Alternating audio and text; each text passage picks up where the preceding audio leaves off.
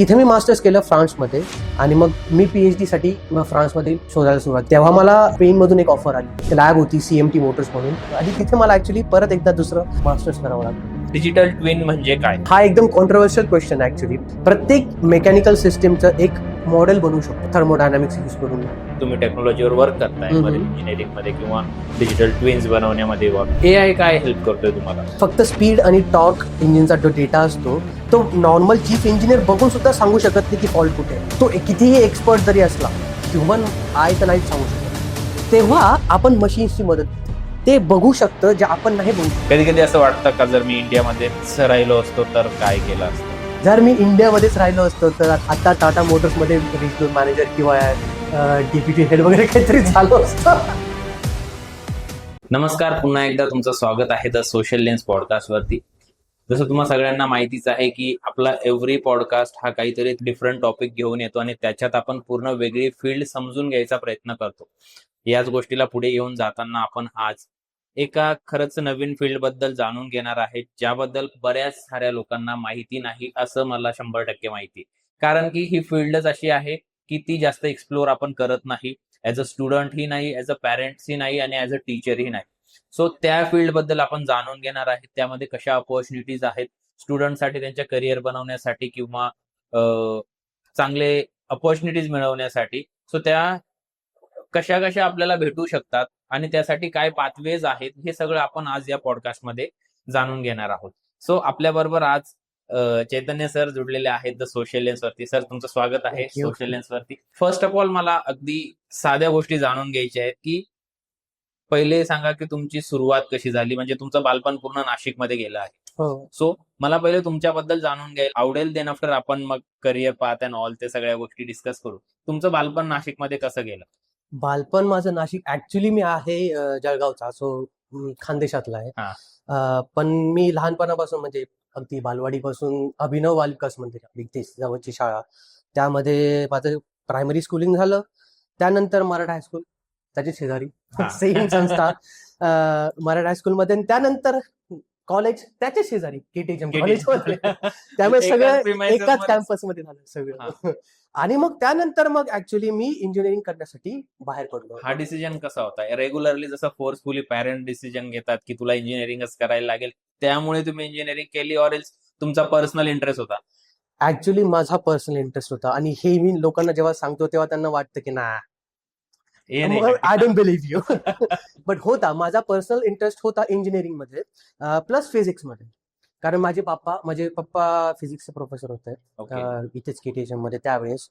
आणि त्यामुळे एक इन्क्लिनेशन होतं. माझी आई पण सायंटिफिक फील्डमध्ये, तिने बॉटनीमध्ये MSc केलेलं. सो एक बॅकग्राऊंड होतं, सायंटिफिक बॅकग्राऊंड. आणि मला सायन्समध्ये काहीतरी करायचं होतं कारण मला इंटरेस्ट होता. आणि त्यात मोस्ट कॉमन फील्ड जी इंडियामध्ये होती ती इंजिनिअरिंग होती, बरोबर, सायन्सशी रिलेटेड. त्यावेळेस कारण BSc फिजिक्स किंवा केमिस्ट्री वगैरेला आपण एवढं काही महत्व देत नाही इथे, स्कोप नाही अनफॉर्च्युनेटली. या बट त्यामुळेच मग मी इंजिनिअरिंग स्वतःहून चूज केली. ऍज लाईक माझ्या सगळ्या मित्रमंडळी वगैरे जे पण होती त्यांच्याबरोबरच मग मीही इंजिनिअरिंग करण्याचा डिसिजन घेतलेला. बरोबर. मग त्याच्यानंतर तुम्ही VGTI मध्ये? हो, तर मग मी इंजिनिअरिंगसाठी मग मुंबईला गेलो. 4 वर्ष मी VGTI मध्ये होतो. तो फील कसा होता की युज्युअल इंजिनिअरिंग कॉलेज सारखाच होता की काहीतरी असं वेगळं वाटलं की नाही मला VGTI ला ऍडमिशन भेटलंय असं? बिकॉज बऱ्याच विद्यार्थ्यांचं मुलांचं ड्रीम असतं की VGTI मध्ये ऍडमिशन झालं पाहिजे, नाही तर सगळे इथेच नाशिक पुरतेच मर्यादित राहून जातात, ऑरेंज पुण्याच्या एखाद्या कॉलेजमध्ये. हो, कॉलेज ऍक्च्युली मॅटर करतं भारतामध्ये. कॉलेज मॅटर करतं कारण it's not about education provided in this colleges, but the friend circle you have, the network you make. ते नेटवर्क खूप महत्वाचं असतं. IITs मध्ये लोक का जाण्याचा प्रयत्न करतात? कारण तिथे ते नेटवर्क असतं, अल्युमनाय नेटवर्क. त्यानंतर जे ऑपॉर्च्युनिटीज प्रोव्हाइड करतं ते खूप इम्पॉर्टंट असतं. आणि भारतामध्ये तर आय वुड से क्वालिटी कॉलेजची स्टुडंट्स डिसाईड करतात, नॉट द प्रोफेसर किंवा रिसर्च. असं मी बघितलं भारतामध्ये तरी, की स्टुडंट जेवढे चांगले असतील कॉलेजमध्ये तेवढं कॉलेज चांगल्या रँक मध्ये असतं. बरोबर. त्यामुळेच IIT सगळ्या हाय रँक मध्ये आहेत कारण ते सगळं क्रीम जातात तिथे. आणि त्याच ते लोक पुढे बाहेर जातात किंवा चांगल्या गोष्टी करतात आपापल्या फील्ड्समध्ये, स्टार्टअप काढतात. आणि त्यामुळे त्या अल्युमनाय कुठल्या कॉलेजचे तर त्या स्पेसिफिक IITचे म्हणून ते कॉलेज चांगलं. असा एक ट्रेंड आहे भारतामध्ये. म्हणजे तुमचं म्हणणं असं आहे की तेही शिक्षक असेच आहेत जसे आपले साध्या इंजिनिअरिंग कॉलेजमध्ये आहे? थोड्या अधिक प्रमाणात हो. बरोबर. आणि त्यानंतर तुम्ही रिसर्च फील्ड निवडली. हा, तर मग मी जेव्हा इंजिनिअरिंग संपवलं माझं production, actually mechanical engineering, manufacturing engineering म्हणतात ते मी 4 वर्ष केलं आणि त्यानंतर मी पुण्यात गेलो जॉब करण्यासाठी. प्लेसमेंट झालेली एक असतं आपल्याला, की मला तेव्हा ऑटोमोटिव्ह इंडस्ट्रीमध्ये खूप इंटरेस्ट होता. मला कार डिझाईन मध्ये इंटरेस्ट होता. त्यामुळे मग मी टाटा मोटर्सला गेलो पुण्याला, तिथे जॉब घेतला. 1 वर्ष मी तिथे डिझाईन इंजिनियर म्हणून काम केलं, पण नाही आवडलं मला. ऑनेस्टली नाही आवडलं मला, कारण मला नाही वाटलं की काय मी नवीन करतोय किंवा मला माझे स्किल्स युज करतायत किंवा मी काहीतरी आय एम इन्व्हेंटिंग समथिंग, मला नाही वाटलं.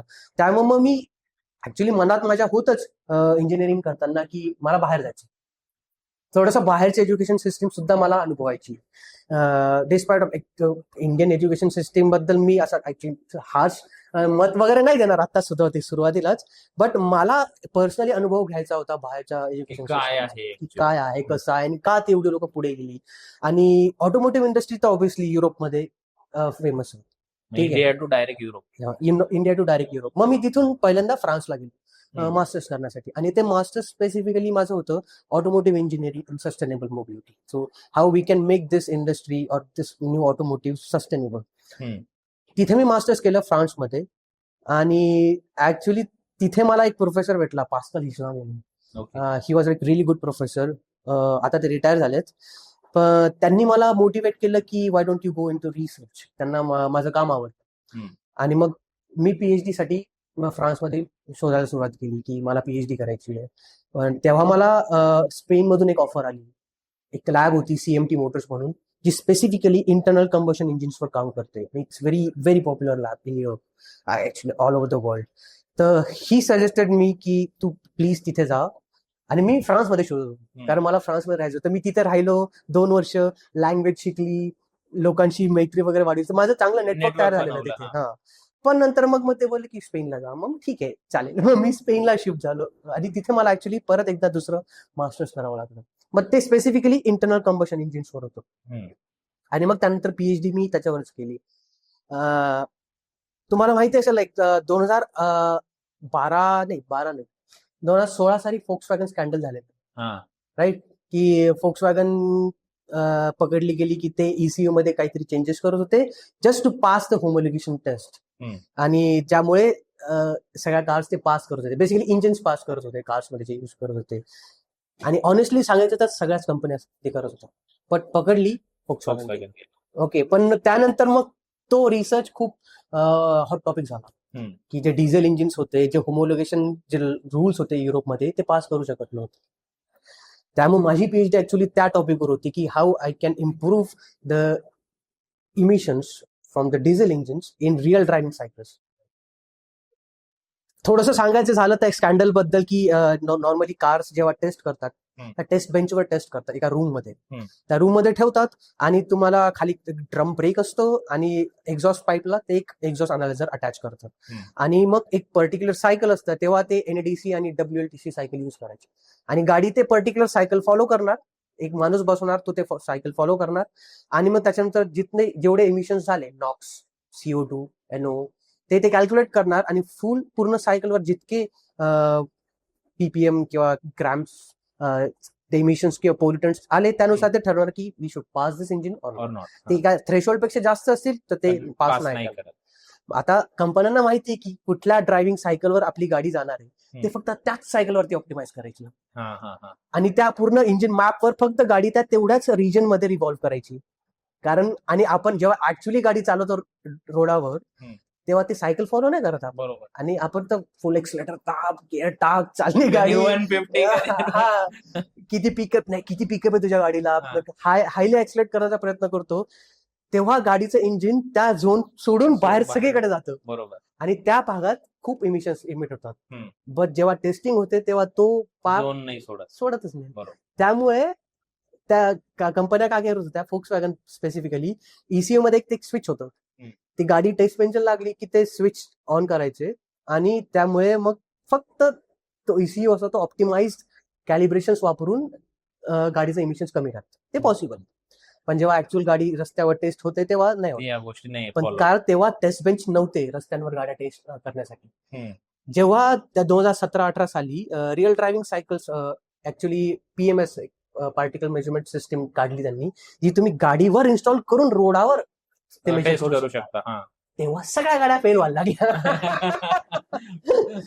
त्यामुळे मग माझं काम होतं माझ्या रिसर्चचं, की त्या आउटसाइड झोन जेव्हा गाडी जाते तेव्हा सुद्धा कसे आपण कंट्रोल emissions मध्ये reduce गोष्टी ठेवू करायचे. शकतो. हा. कुठल्या ऑपरेशन्स मध्ये जास्त इमिशन्स होतात, ते पर्टिक्युलर ऑपरेशन मध्ये कसं तुम्ही ऑप्टिमाइज करायचे, कुठल्या एक्स्ट्रा टेक्नॉलॉजीज वापरायच्या, जसे exhaust gas recirculation, e boost technology किंवा मग टर्बो चार्जर वापरून, जेणेकरून तुमचा परफॉर्मन्स कमी नाही व्हायला पाहिजे, पण तुमचे इमिशन्स इमिशन्स पण कंट्रोल मध्ये पाहिजे. तर तो माझा PhD टॉपिक होता. आता तुम्ही पीएचडी बद्दल एवढ्या सहज बोलून गेले की मी इथून परत पीएचडी करायला लागली, और परत तुम्हाला मास्टर्स करायला लागलं, त्याच्यानंतर पीएचडी केली एका टॉपिकवर. पण पीएचडी करताना असं कधी वाटलं नाही काही माझ्याने नाही होणार, किंवा आणखी बरेच लोक आहेत पीएचडी पर्यंत तर विचार पण नाही करत एज्युकेशन घ्यायचा. पीएचडी म्हणजे टॉप, ओके, ते करणं नॉर्मल माणसाच्या आवाक्याच्या बाहेरची गोष्ट आहे असं समजलं जातं इन जनरल, की पीएचडी म्हणजे खूप हायर एज्युकेशन होऊन जातं. पण तुम्ही सहज म्हणता की मी पीएचडी केली, याच्यात केली. पण पीएचडी करताना असा काही एक्सपिरियन्स आहे की तुमचा की खूप टफ जात होतं, और काइंड ऑफ थिंग? टफ जात होतो असं नाही म्हणणार मी, पण अडथळे खूप आले. डिमोटिवेशन म्हणजे दर पावली मला भेटत होतं. हेच ऐकायचं. ते मिळतं, ते तुम्ही अवॉइड नाही करू शकत, पण डिपेंड्स तुमच्यामध्ये इंटरेस्ट किती आहे ती गोष्ट पर्टिक्युलर गोष्टीसाठी इंटरेस्ट. जेव्हा इंटरेस्ट तुमचा ओव्हरपॉवर करतो त्या डिमोटिवेशनला, देन यू सक्सेस. आणि बरेच लोक मी पाहिले जे PhD मध्ये ड्रॉप आउट करतात. तिकडे युरोपमध्ये माझ्या लॅबमध्ये आय हॅव सीन 3-4 लोकांनी ड्रॉप आउट केलं त्यांच्या PhD मधून, कारण त्यांना नाही जमलं. कारण सलग 3-4 वर्ष एकाच टॉपिकवर डोकं फोडणं, it's difficult and it's not easy. त्याच टॉपिक मध्ये तुम्ही नवीन कारण PhD म्हणजे काय, just a dent in a knowledge. मॅनकाइंडला जेवढं माहिती त्याच्यामध्ये जस्ट एक थोडासा डेंट मारला की जेवढं नॉलेज होतं ना, ते एका थिसिस मधून मिळतं, आणि ते आपल्याला काढायचं असतं. त्यासाठी जी आतून एक इच्छा आणि मोटिवेशन येतं ना, ते खूप इम्पॉर्टंट असतं, आणि ते असेल तरच तुम्ही PhD करू शकता. नाहीतर आय वुड रिकमेंड नका करू. काय असं गरजेचं नाहीये, पण जर इच्छा असेल आतमधून काहीतरी नवीन करण्याची, काहीतरी इंटरेस्टिंग नवीन बनवायची, इन्व्हेंट करण्याची, तर प्लीज गो फॉर इट. आणि जर आपण रेशोच्या हिशोबाने बघायला गेलं की 100 मुलं जर PhD साठी प्रिपेअर करत असतात किंवा PhD करण्याचा ट्राय करत असतात, तर किती मुलं कम्प्लीट करतात? माझ्या एक्सपिरियन्स नुसार ऍटलिस्ट 100 पैकी 50-60% करत 50% ड्रॉप रेट आहे. करतात बऱ्यापैकी. पण मग आणि चांगले आता तर तो वाढलाय की तो रेट. मुलं जास्त इंटरेस्ट घ्यायला लागले. सो आहे असं. सो आता आपण थोडं मेन टॉपिकवर जाऊ. हे तर झालं आतापर्यंत तुम्ही जे पूर्ण लहानपणापासून तर PhD पर्यंत, किंवा आता ज्या सेक्टरमध्ये तुम्ही काम करताय तिथपर्यंतच आता आपण बघितलं की कशा पद्धतीने आपण. नाही, पण ऍक्च्युली आपण हा ऍक्च्युली अर्धाच प्रवास आहे. ओके. सॉरी, मी खूप मग पुढे अजून ऐकायला पुढे असं होतं की आता मी ऑटोमोटिव्ह मध्ये होतो ना, पण आता मी मरीन इंजिनिअरिंग मध्ये. Yes. So it's a different. मी आता शिपिंग मध्ये आहे. तर तो काळ जेव्हा इलेक्ट्रिक कार्स यायला लागल्या आणि ऑटोमोटिव्ह इंडस्ट्री बदलायला लागली तेव्हापासून, जेव्हा टेस्ला आली, इलॉन मस्कने टेस्ला काढली, तेव्हा त्यांनी इलेक्ट्रिक कार्स आधीपासून होत्या, असं नाही की त्या नव्हत्या. स्वतः टेस्लाने इलेक्ट्रिक कार बनवलेली, पण ती तेवढी पॉप्युलर नाही झाली, कारण इलेक्ट्रिसिटी बनवणं, स्टोअर करणं वॉज डिफिकल्ट दॅट टाइम. बरोबर. त्यानंतर मग ऑइल कंपनीजनी बनवणे दिल्या. इलेक्ट्रिक कार बनलं तर आमचं ऑइल. ठीक आहे. आता तर बघताच तुम्ही ऑइल किती इम्पॉर्टंट आहे. सुपर पॉवर्सला ऑइल कंट्रोल हवा, त्यामुळे त्यांनी येऊ नाही दिली. पण तेव्हा मग US मधून जेव्हा टेस्ला आली, मग हळूहळू चायनीज कंपनीने मग त्यांच्या कार्स इंट्रोड्यूस करायला सुरुवात केली, आणि मग युरोपमध्ये पण चायनीज कंपनीने मार्केट कव्हर करायला सुरुवात केली. बऱ्याचशा ज्या कंपनीज आहेत एक्झिस्टिंग, त्या विकल्या गेल्या चायनीज कंपन्यांना.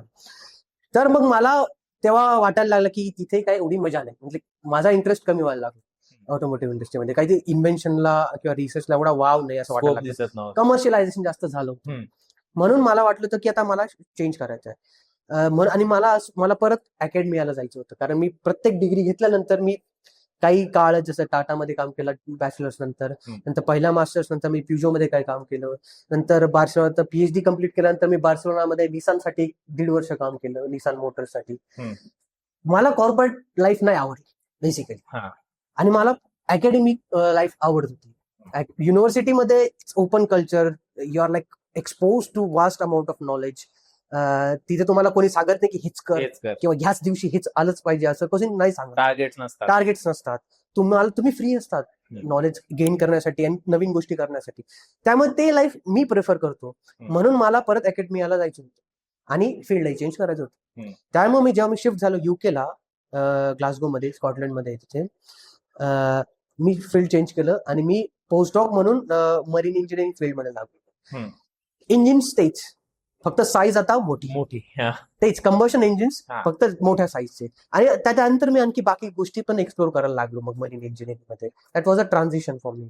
आणि this is how I ended up in marine engineering. बरं, आता मेन टॉपिक जो सुरू होणार आहे आपल्या पॉडकास्टचा, की आपल्याला मरीन इंजिनिअरिंग बद्दल, मरीन इंजिनिअरिंगच्या पूर्ण फील्ड बद्दल समजून घ्यायचंय, तो इथून पुढे सुरू होतो. बरं, पण मग आता याच्या पुढे तुम्ही असं समजावणार आहेत आम्हाला आणि प्रेक्षकांना की प्रत्येकाच्या घरी त्यांनी स्वतःच्या आईला देखील हा पॉडकास्ट दाखवला तर तिलाही समजलं पाहिजे की आपण काय सांगायचा प्रयत्न करतोय. ओके. चालेल. सो आपण सुरुवात करू की डिजिटल ट्विन म्हणजे काय. ओके, ते एकदम सिम्पल लँग्वेज मध्ये पहिले समजावं, मग आपण स्टेप बाय स्टेप गोष्टी समजू. चालेल. हा एकदम controversial question actually research field मध्ये सुद्धा, की डिजिटल ट्विन म्हणजे काय. कारण डिजिटल ट्विन्स आधीपासून एक्झिस्ट करत होते, पण त्यांना हे नाव दिलं गेलं नव्हतं आधी. आपण प्रत्येक मेकॅनिकल सिस्टीम्सचे, म्हणजे कुठलेही घ्या, इंजिन घ्या किंवा गाडी घ्या, शिप घ्या, बॉयलर घ्या, गॅस घ्या, प्रत्येक मेकॅनिकल सिस्टीमचं एक मॉडेल बनवू शकतो आपण थर्मोडायनामिक्स यूज करून किंवा सिम्पल फिजिक्स यूज करून. आपण मॉडेल बनवू शकतो जे प्रेडिक्ट करतं त्याचा परफॉर्मन्स. ओके, जसं आम्ही इंजिनचा परफॉर्मन्स प्रेडिक्ट करण्यासाठी इंजिनचा एक थर्मोडायनामिक मॉडेल बनवायचो कम्प्युटरमध्ये, आणि ते मॉडेल यूज करून आम्ही काही सिम्युलेशन्स रन करायचो ऍक्च्युली ते इंजिन रन करण्याच्या आधी. कारण इंजिन रन करायचं म्हणजे तुम्हाला डिझेल किंवा पेट्रोल जाळा, बरोबर, त्यासाठी लागणारे रिसोर्सेस आणा, ते एक्सपेन्सिव्ह आहे. पण तेच जर कम्प्युटरवर केलं तर इझिली होतं. ठीक आहे, तर ते मॉडेल बनवून तुम्ही सिम्युलेशन कम्प्युटरवर रन केलेत आणि त्यात तुम्हाला इनिशियल रिझल्ट मिळाले. त्यानंतर तुम्हाला वाटलं की this is promising, then you can go actually on the engine and then verify practically working on. तर मग डिजिटल ट्विन ही अशी संकल्पना आहे जे एक मॉडेलच आहे बेसिकली मेकॅनिकल सिस्टीमचं, but you have to connect that model to the system in real time. म्हणजे आता माझं इंजिन इकडे आहे आणि मी माझं सिम्युलेशन मॉडेल बनवलंय माझ्या कम्प्युटर बरोबर. जेव्हा मी तो एक जो गॅप आहे त्याच्यातला मी जो कनेक्ट केला आणि मी ऍक्च्युली त्या model through the engine control करू शकतो रिअल टाइम मध्ये, ते डिजिटल ट्विन असते. जे म्हणजे basically just like replica of that system digital form, computer, म्हणून त्याला डिजिटल ट्विन म्हणतात. आणि त्याचे फायदे काय, ते काय यूज केलं जातं, ते का यूज करतात, त्याचे बरेच फायदे आहेत ऍक्च्युली. की आता याचा एखादा लाईव्ह एक तुमच्याकडे एखादा एक्झाम्पल असेल याचं, की त्या डिजिटल ट्विन मुळे अशी एखादी इन्सिडेंट होताना वाचला वगैरे एखादा. हो, आहेत ना माझे स्वतःचे काही प्रोजेक्ट आहेत ऍक्च्युली. माझा एक प्रोजेक्ट होता युके मध्ये, पियानो फेरीज मध्ये एक क्रूज शिप होती. त्या क्रूज शिपच्या इंजिनचं डिजिटल ट्विन बनवलेलं, आणि त्यासाठी मला फक्त 2 सेन्सर्स वापरले होते डेटा कनेक्ट करण्यासाठी. एक इंजिनचा स्पीड आणि इंजिनचा टॉर्क. जो तो मी स्वतः शिपवर गेलेलो, इंजिन रूम मध्ये खाली गेलेलो स्वतः, एकदम टेरिफिक स्टोरी ती. म्हणजे बॉयलर सूट वगैरे घालून मी आणि माझा पीएचडी स्टुडंट आम्ही गेलेलो खाली डेक लिफ्ट थ्रू, आणि तिथे नॉर्मल लोकांना एंट्री नसते, फक्त चीफ इंजिनियर्स आणि वर्कर्स जाऊ शकतात, फक्त टेक्निकल लोक जाऊ शकतात. आम्ही तिथे गेलो, आम्ही स्वतः त्या लोकांना सांगितलं की इंजिन ओपन करा. It was a huge engine. त्या इंजिनच्या सिलेंडर मध्ये मी स्वतः बसू शकतो, एवढं मोठं इंजिन होतं ते. तर त्यांना फ्लायव्हील ओपन करायला लावलं आणि आमचे सेन्सर त्याला लावलं, आणि आम्ही फक्त स्पीड आणि टॉर्क डेटा कलेक्ट करायचो, आणि एका कम्प्युटरवर आम्ही ते मॉडेल बनवलेलं आणि ते दोघं रिअल टाइम मध्ये कनेक्ट केलेले. बरोबर. आता ते मॉडेल काय करायचं, रिअल टाइम हा का इम्पॉर्टंट आहे डिजिटल ट्विन्स मध्ये. जेव्हा इंजिन मध्ये कधीही फॉल्ट आला, फॉर एक्झाम्पल मेन इंजिनच्या 3rd सिलेंडरच्या पहिल्या इंजेक्टर मध्ये फॉल्ट, ते फ्युएल कमी इंजेक्ट करतंय किंवा ते तुटलंय, बेसिकली ऑपरेशन मध्ये तुटलंय, तर त्याच्यामुळे इंजिनच्या परफॉर्मन्सवर अफेक्ट होणार.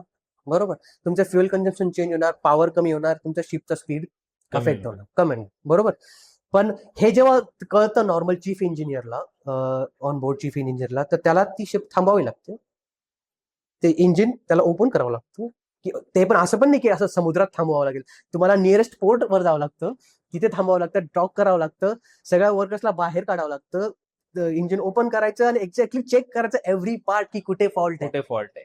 बरं, आणि ह्या गोष्टीला खूप वेळ लागतो, वेळ. 3-4 महिने लागतात हा पूर्ण मेंटेनन्स करण्यासाठी. बरोबर. कारण ती सिस्टीम एवढी ह्यूज आणि एवढी मोठी आहे, तर काय काय करणार ना, मग त्यासाठी एक टीम येते, आणि शिपिंग सेक्टरमध्ये त्याचं इंजिन ज्यांनी विकलं त्यांच्याकडनं लोक येतात, ते चेक करतात मग सगळं ओपन करून की कुठे फॉल्ट आहे, आणि मग ते सांगतात की हा डायग्नोस्टिक रिपोर्ट आहे की या तुमच्या या सिलेंडरमध्ये हा टाईपचा इंजेक्टर तुटलाय, त्यामुळे हे सगळं इम्पॅक्ट जाणवलं. बरोबर. किती पैसे वेस्ट झाले या गोष्टीमध्ये.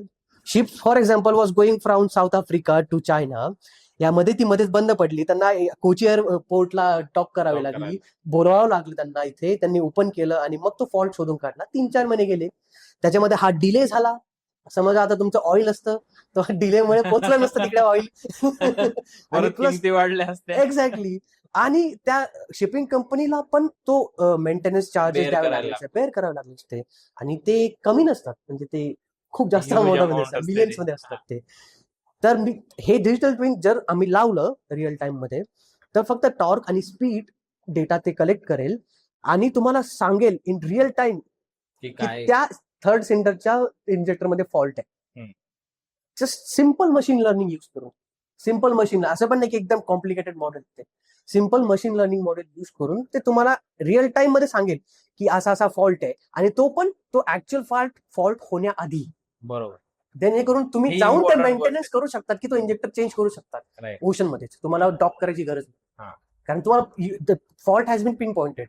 डायग्नोसिस रिपोर्ट पूर्ण सॉफ्टवेअर तुम्हाला प्रोव्हाइड करेल की ह्या या ठिकाणी प्रॉब्लेम आहे. तो वर्कर्स, चीफ इंजिनियर सांगेल त्या वर्कर्सला की जा तिथे तो तेवढा स्पॉट ओपन करा, तो चेंज करा, जेणेकरून ड्रास्टिक फॉल्ट जो फ्युचरमध्ये होणार आहे तो आधीच टळेल. बरोबर. सिम्पल सोल्युशन आहे डिजिटल ट्विनचा. हे एक बेसिकली जस्ट वन ऍप्लिकेशन, खूप सारे ऍप्लिकेशन आहेत डिजिटल ट्विनचे, पण हा एक माझा प्रोजेक्ट म्हणून मी सांगतो.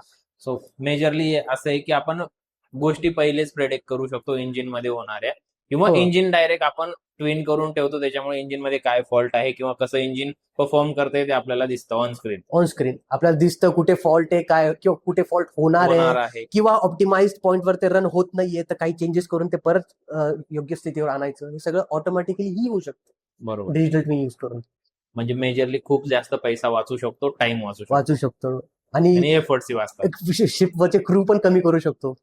म्हणजे मग जॉब जातील त्या टॉपिकवर येऊ आपण. पुढचा माझा प्रश्न तोच होता की एआय एक्झॅक्टली काय व्हॅल्यू ऍड करतो याच्यात, एक्स्ट्रा व्हॅल्यू काय ऍड करतोय एआय आता करंटली जे तुम्ही टेक्नॉलॉजीवर वर्क करताय इंजिनिअरिंग मध्ये किंवा डिजिटल ट्विन्स बनवण्यामध्ये, त्या सगळ्या टेक्नॉलॉजीमध्ये एआय काय हेल्प करतोय तुम्हाला, काय व्हॅल्यू ऍड करतोय? आता हे जसा मी हा प्रोजेक्ट आता सांगितलं त्याच उदाहरण देतो की फक्त स्पीड आणि टॉर्क इंजिनचा जो डेटा असतो तो नॉर्मल चीफ इंजिनियर बघून सुद्धा सांगू शकत नाही की फॉल्ट कुठे आहे.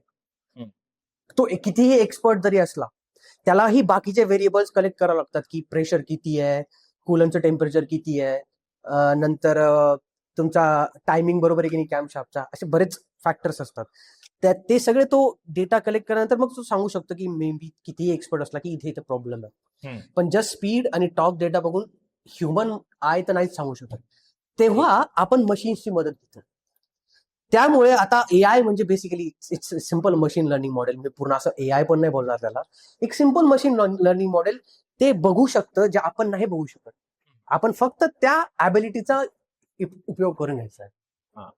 कमीत कमी पैशामध्ये, कमीत कमी एफर्ट्स मध्ये तुम्हाला तुमचं सोल्युशन मिळतं, त्यासाठी तुम्ही एआय वापरला. बरोबर. ही सिम्पल मशीन लर्निंग मॉडेल. हेच आपण नॉर्मल युटिलायझेशन मध्ये बघतो. आपण LLMs आलेत, ज्याला लोक ऍक्च्युअल एआय म्हणतात, जे मीही म्हणतो तो पण एआय नाही, just a language learning model. खूप प्रगती व्हायची बाकी असून त्याच्यातही आपण खूप इनिशियल स्टेजला आहोत. पण त्या LLMs पण तुम्ही फक्त जे तुम्हाला करायला वेळ लागतो किंवा डिफिकल्ट आहे ते तुम्हाला लवकर करू. तुमचा वेळ वाचतो, तुमचा पैसा वाचतो. असं आज सध्या तरी ही स्थिती आहे. पुढे आणखी ते वाढतंय. कदाचित AI will now take the decisions, पण करंटली एआय डिसिजन्स घेत नाहीत आमच्या फील्डमध्ये तर अजिबात नाही. बरोबर. म्हणजे माझा एक क्वेश्चन होताच ऍक्च्युली पुढे तो की एआय अजून डिसिजन घेत आहे तुमच्या फील्डमध्ये की नाही, त्याचं उत्तर तर भेटूनच गेलं की नाही आमच्या फील्डमध्ये तर अजून नाही. का आपण एआय वर डिसिजन नाही ठेवते अजून? कारण ती मॉडेल्स रिलायबल नाहीयेत, अजिबात रिलायबल नाहीयेत. तो एक्सपेरिमेंटेशन डेटा चालू फ्लक्च्युएट होऊ शकतो. फ्लक्च्युएट होऊ शकतो आणि ते रॉंग डिसिजन्स पण देतात. बरोबर. हे जे मी जे मॉडेल्स बनवतो मशीन लर्निंगचे ते पण 100% अॅक्युरेट असतील असं नाही.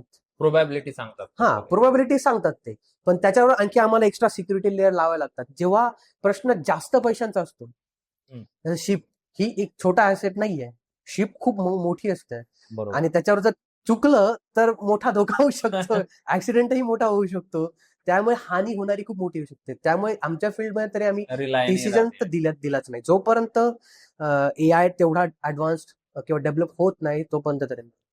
आता जर म्हणजे ग्राउंड लेवलवरनं किंवा एक कॉमन मॅनच्या पर्स्पेक्टिव्हने बघायला गेलं तर आत्ताच AI खूप ऍडव्हान्स वाटतोय आम्हाला. ओके. म्हणजे म्हणजे मी आम्हाला कन्सिडर नाही करत आहे, ग्राउंड लेवलवर आता आपले घरचे कन्सिडर करतोय की त्यांचं म्हणणं आहे की फोटो ऑटोमॅटिकली व्हिडिओमध्ये कन्व्हर्ट होत आहे, हेच त्यांच्यासाठी खूप मोठी गोष्ट झाली. हो. सो तुमच्यामध्ये की अजून AI किती ऍडव्हान्स होऊ शकतो, काय काय गोष्टी करू शकतो, काय काय गोष्टी करू शकतो जे अजून आपण बघितल्याही नाही की असं पण होईल? मी एकदम पूर्ण फ्युचरचं पिक्चर पण नाही देऊ शकत तुम्हाला, पण मी जस्ट रिसेंट नियर फ्युचर मध्ये सांगू शकतो की AI can actually take decisions, AI can support okay decision making, but not fully, we cannot fully rely on decisions from AI. फक्त आपण त्याची मदत घेऊ शकतो आणि मग मदत घेऊन मग तुम्ही ऑटोनॉमस कार्स, ऑटोनॉमस शिप्स, कुठलीही टास्क तुम्ही ऑटोमेट करू शकतात. त्यामुळे त्याच्यामध्ये तुम्ही मदत घेऊ शकता. ऑटोनॉमस शिप्स इंटरेस्टिंग होतं. ऑटोनॉमस शिप्स इंटरेस्टिंग आहे ऍक्च्युली. मी ऑटोनॉमस शिप्सवर पण काम करतोय, बट त्याच्यामध्ये चॅलेंजेस जास्त आहेत ऑटोनॉमस कार्स पेक्षा. किंवा कार्स फक्त लिगल पॉइंट ऑफ व्ह्यू मध्ये कार्स फक्त एका कंट्रीमध्ये जातात, जास्तीत जास्त एक नियरेस्ट बाउंड्री क्रॉस करतील. त्यामुळे जे लॉज आहेत ते ती कंट्री गव्हर्न करू शकते. बरोबर. शिप्स पूर्ण वर्ल्ड ट्रॅव्हल. ठीक आहे. त्यामुळे प्रत्येक कंट्रीचे वेगळे लॉज आहेत, प्रत्येकाची वेगळी मेंटॅलिटी आहे, त्यांना ऑटोनॉमस रोबोट्स कडे बघण्याची दृष्टी पण प्रत्येकाची वेगळी आहे. इन्शुरन्स कंपन्या वेगळं काम करतात. त्यामुळे मग नक्की गळा पकडायचा तर कोणाचा जेव्हा प्रॉब्लेम होईल तेव्हा. हा इश्यू खूप मोठा आहे. त्यामुळे जेव्हा इंटरनॅशनल वॉटर्स मध्ये शिप्स जातात तेव्हा having AI autonomous ability on the ship is kind of risky. Okay. काही ऍक्सिडेंट जरी झाला तरी कोण जबाबदार आहे? बरोबर. त्यामुळे सगळ्या कंट्रीजने येऊन कलेक्टिव्हली डिसिजन घेतला, एक लॉ बनवला, दॅट्स अ डिफरंट थिंग. जो कॉमन लॉ असेल. एक्झॅक्टली. आणि ते व्हायला खूप वेळ लागतो. 2 कंट्रीज अग्री व्हायला किती वेळ लागतो बघतोय आपण. तर सगळ्या कंट्रीज अग्री व्हायला किती दिवस लागतील? त्यामुळे autonomous ships is a future. There will be autonomous ships, but नाही आता नाही, म्हणजे ऍटलीस्ट 50-60 तरी वर्ष लागतील. काही हरकत नाही, तेवढे वर्ष वाट बघायला. पण शिपिंग इंडस्ट्री ही खूप महत्वाची आहे. म्हणजे आता आपण टॉपिक बद्दल बोलतोच आहे, तर शिपिंग इंडस्ट्री ही खूप महत्वाची. कन्सिडरिंग आता करंट एक्झाम्पलचं वॉरचं एक्झाम्पल आहे, तुम्ही बघितलं असेल की काही शिप्स थांबल्यामुळे त्या हॉर्मुझमध्ये किती इन्फ्लेशन वाढलंय, खूप वस्तू महाग झाल्या आहेत. का? कारण फक्त ऑइल पोहोचलं नाहीये. ऑइल बरोबर बाकीच्या गोष्टी पण आहेत, पण मेनली ऑइल पोहोचत नाहीये. एक्सपोर्ट इम्पोर्ट मध्ये मेजरली शिप्स यूज होतात. एक्झॅक्टली. कारण शिप हे most efficient mode of transport आहे वस्तू नेण्यासाठी. बरोबर. प्लेन्स, कार्स त्यांना जास्त एनर्जी लागते आणि ते एवढे इफिशियंट पण नाही जेवढे शिप्स, कारण शिप्स पाण्यावर तरंगतात, फ्रिक्शन काहीच नाहीये, just you need to optimize the propeller. त्यामुळे shipping industry is most important industry at this moment I would say. आणि उदाहरणही तुमच्या समोर आहे. त्यामुळे देशांच्या इकॉनॉमीज शिपिंगवर इम्पॉर्टंट अवलंबून आहेत. खूप सारे जॉब्स शिपिंगवर अवलंबून असतात. त्यामुळे शिपिंग इंडस्ट्री खूप महत्वाची आहे. पण अनफॉर्च्युनेटली भारतामध्ये तेवढं महत्व दिलं जात नाही शिपिंग इंडस्ट्री. आणि ह्यासाठी I would like to stress more and more की आपल्याकडचे स्टुडंट्स जे आहेत, यंग लोक आहेत, ते त्या पर्टिक्युलर फील्डकडे बघतही नाही, विचार तर सोडा. आता करंटली फक्त IT इंडस्ट्री चालू आहे. प्रत्येकाला बॅचलर्स ऑफ कम्प्युटर सायन्सला ऍडमिशन घ्यायचंय, कॉलेज नाही म्हणताना सुद्धा. ऍक्च्युली आता करंट इयरची सिच्युएशन अशी आहे की कॉलेजेसचे ऍडमिशन फुल झाले. BCS म्हणतो, बीटेक इंजिनिअरिंग झालं सगळ्यांचे, तरी मुलं डोनेशन भरून, एक्स्ट्रा पैसे भरून IT लाच ऍडमिशन घ्यायचंय, अशी सिच्युएशन आहे. आणि जॉब मार्केट जर बघितलं तर वर्स्ट आहे ITचं आता करंटली. खूप जास्त ले ऑफ्स होत आहे, ऑफ तर दूरची गोष्ट, जॉबच लागत नाही मुलांना, आणि हम्म. इंडियामध्ये तर जास्त मोठा प्रॉब्लेम येतो. हो, स्टील ते प्रेफर करताय की तिकडेच जायचं?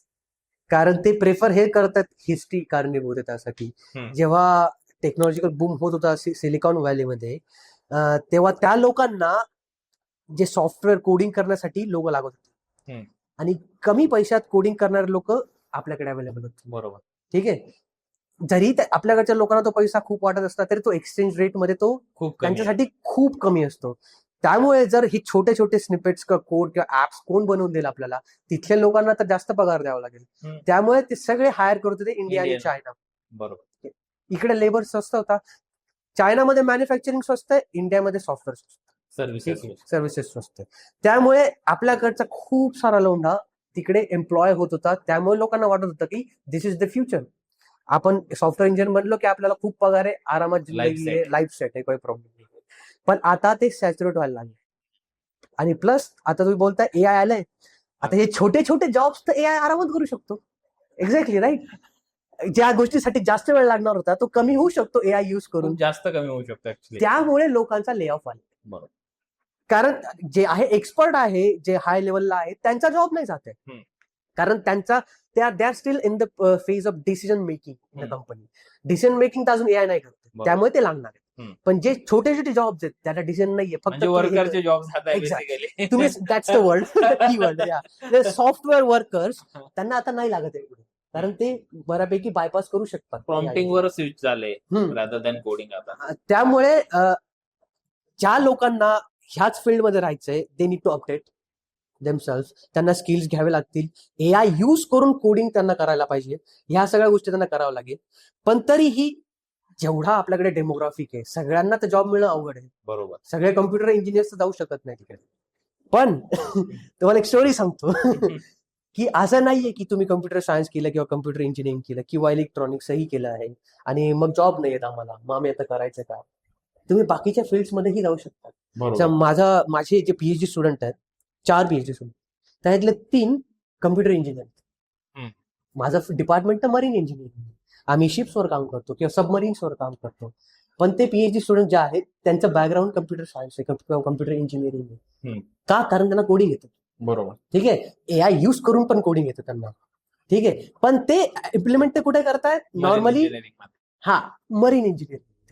जे मॉडेल्स आम्ही बनवतोय, मशीन लर्निंगचे मॉडेल्स किंवा एआयचे मॉडेल्स, जे कोर मेकॅनिकल इंजिनियर्स किंवा कोर मरीन इंजिनियर्सला नाही जमत, कारण त्यांना टेक्निकल नॉलेज त्यांचं वेगळं आहे आणि यांचं सॉफ्टवेअरचं नॉलेज वेगळं. करेक्ट. कारण त्यांना कम्प्युटर बेस्ड जॉब एवढे नाही आहेत.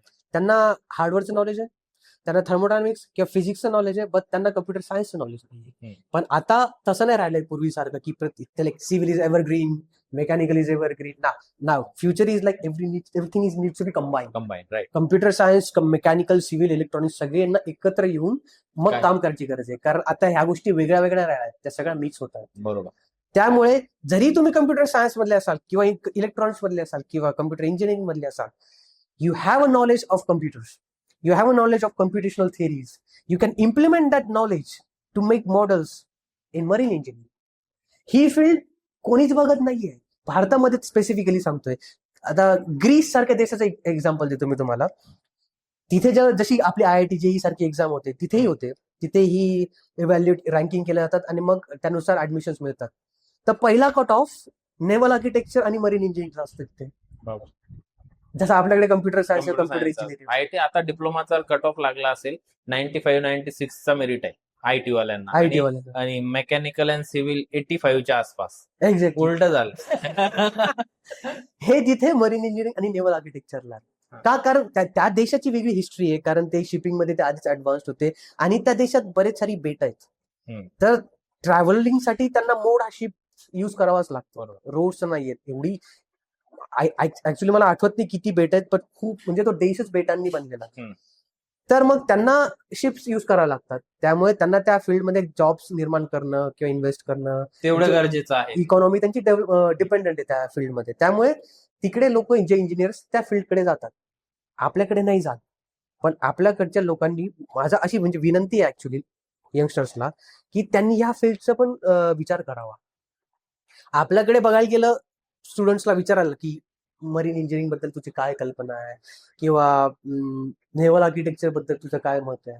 मरीन इंजिनिअरिंग म्हणजे त्यांना फक्त मर्चंट नेव्हीच माहिती असेल. हा, मर्चंट नेव्ही. 6 महिने समुद्रात जायचं, 6 महिने घरी बसायचं. एक्झॅक्टली. त्याच्या पलीकडे आय डोंट थिंक की काही जास्त माहिती असेल. तेच त्यांच्या डोक्यात फक्त हेच आहे की तुम्ही ग्रॅज्युएशन कम्प्लीट केलं, एक एक्झाम दिली, सर्टिफिकेशन मिळालं की तुम्ही सेलिंगवर जायचं. डायरेक्ट तुम्ही सेल करायचं, तुम्हाला बोटीवर नेणार, you will be a part of the commercial navy.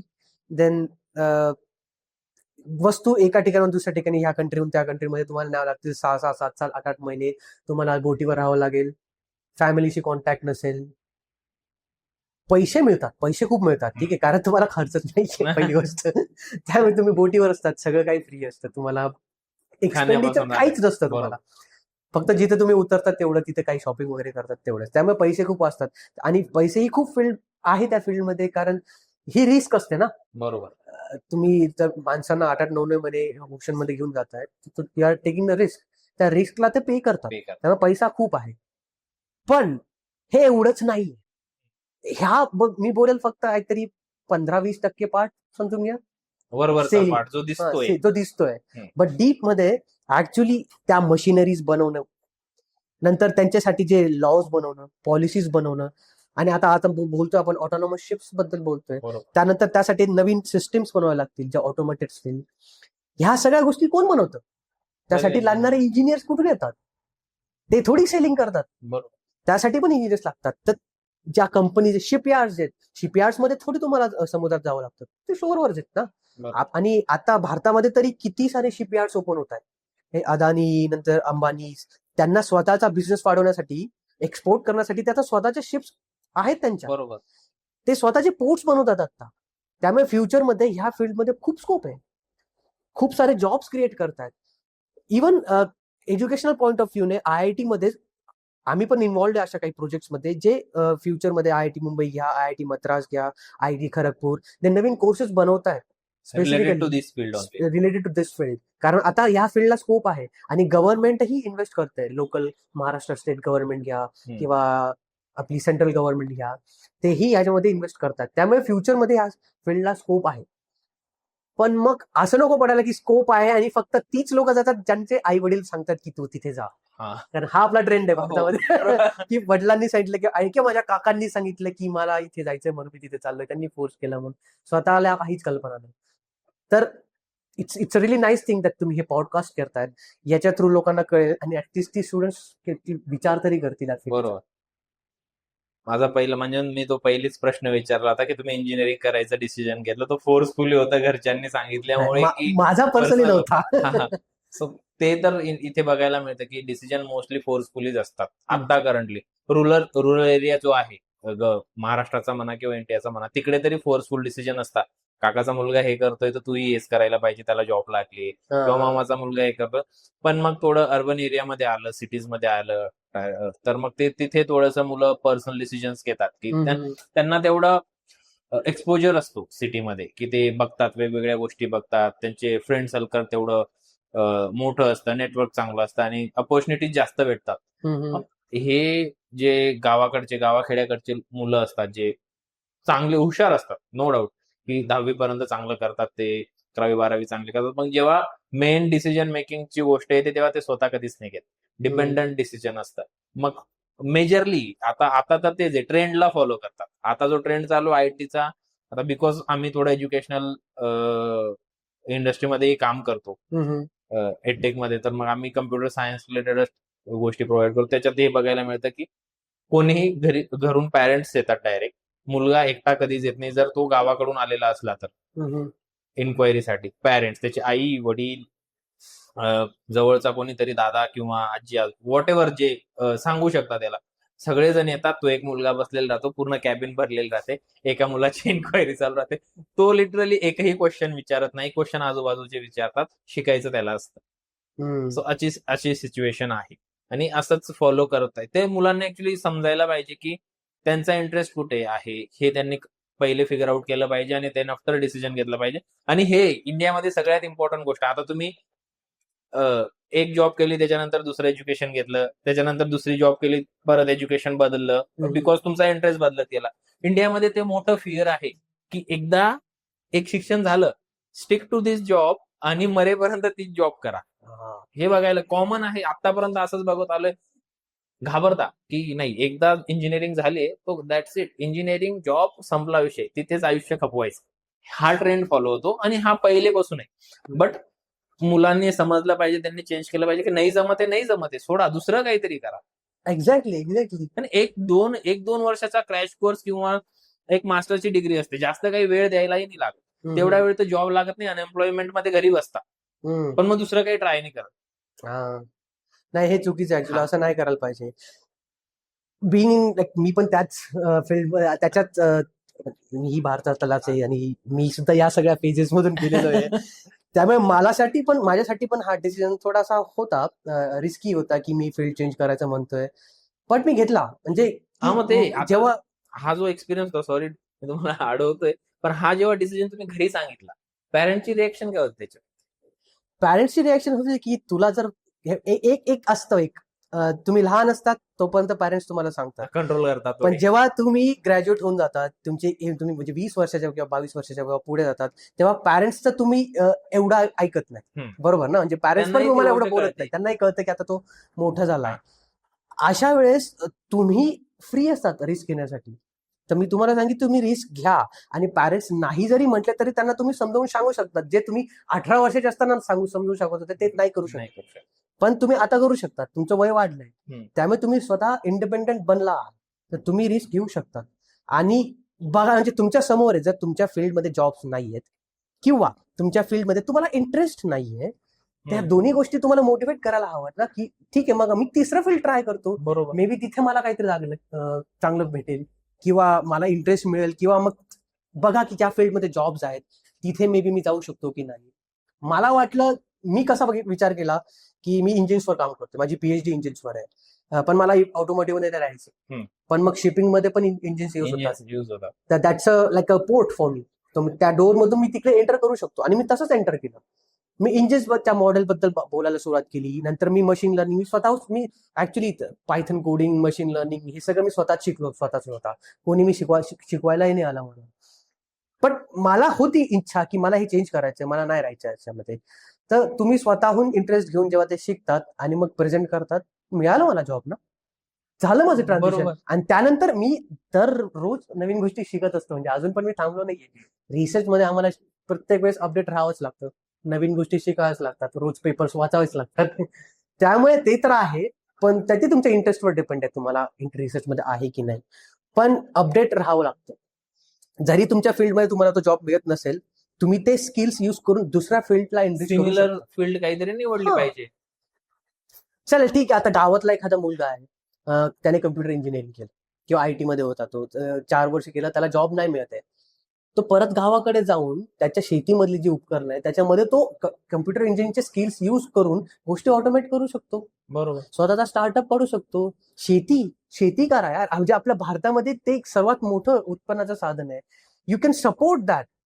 AI use करून आपण गोष्टीचा स्पॅन कमी करू शकतो, पैसे कमी करू शकतो, बरोबर. पण हे असं नाही की फक्त मरीन इंजिनिअरिंग मध्ये, तुम्ही what ever the field is, तुम्ही ते स्किल्स युज करून त्या फील्डमध्ये इम्प्रुव्हमेंट करू शकता. आणि एकदा तुम्हाला कळायला लागलं की आपण खरंच काहीतरी करतो, आणि जेव्हा तुम्हाला रिझल्ट दिसतात तेव्हा स्वतःहून तुम्हाला एक मोटिवेशन येतं की दिस इज समथिंग गुड. त्यामुळे डोंट बी लाईक स्टॅग्नंट की ह्याच फील्डमध्ये केली डिग्री तर मग याचा जॉब शोधावा लागेल, असं नका करू. Try different field also. आणि मी आता इथं प्रीच करेल की मरीन इंजिनिअरिंग मध्ये या, कारण यात स्कोप आहे आणि हे माझं फील्ड आहे, मी बोलू शकतो त्याच्याबद्दल. तुमच्या ऑब्झर्वेशन नुसार तुम्ही आता इंडियातही येता बऱ्याचदा, की किती टेक्नॉलॉजी अपडेटेड आहे? जसं तुम्ही आता बाहेर काम करता, तिथल्या टेक्नॉलॉजी जसं आता वर्क करते, तिथे जे सिस्टम्स वर्क करताय, ज्या पद्धतीने तुम्ही सगळे ऑपरेशन्स हँडल करता तिकडचे, ते कम्पेअर करायला गेलं इंडियन टेक्नॉलॉजीज आणि ऑपरेशन हँडलिंगच्या याला, तर मग ते किती गॅप दिसतो तुम्हाला? किती अपडेट आहे इंडिया त्या? ऑनेस्टली मला पर्सनली ह्यूज गॅप दिसलाय. ठीक आहे, एज्युकेशन मध्ये आणि टेक्नॉलॉजी मध्ये पण, आणि रिसर्चच्या क्वालिटीमध्ये पण. इकडे आपल्याकडे एक असं एक प्रॉपर स्ट्रक्चर आहे आणि ते लोक फॉलो करतात वर्षानुवर्ष. त्याच्यामध्ये अपडेट्स करत नाही, इम्प्रुव्हमेंट करत नाही. मे बी आपल्या मेंटॅलिटीचा भाग असेल तो कदाचित. सर ते डिग्री बदलायला मुलं घाबरतात. हा तुम्ही डायरेक्ट सिस्टम अपडेट करायला लावताय, मोठी गोष्ट होऊन जाते ती. पण इनिशिएटिव्ह तर घ्यायला हवा ना. बरोबर. मला हा फरक जाणवला इथल्या एज्युकेशन सिस्टीम आणि बाहेरच्या एज्युकेशन सिस्टीम मध्ये, आणि ज्यासाठी मी ऍक्च्युली गेलो होतो, की तिथे तुम्हाला असं पर्टिक्युलर करिक्युलम ते फॉलो नाही करत, किंवा तुम्ही डिग्री कंप्लीट केल्यानंतर जॉबच्या इंटरव्ह्यूला ते तुमची डिग्री सुद्धा नाही बघत. तुम्हाला त्या जॉबसाठी लागणारे स्किल्स आहेत का नाही ते इंटरव्ह्यू मध्ये गेज करतात. That's it, that's enough for them. ती सर्टिफिकेट नंतर तुम्ही करा HR डिपार्टमेंटला सबमिट, आम्हाला नाही ते बघत पण नाही की तुम्ही किती डिग्री घेतल्या आणि काय.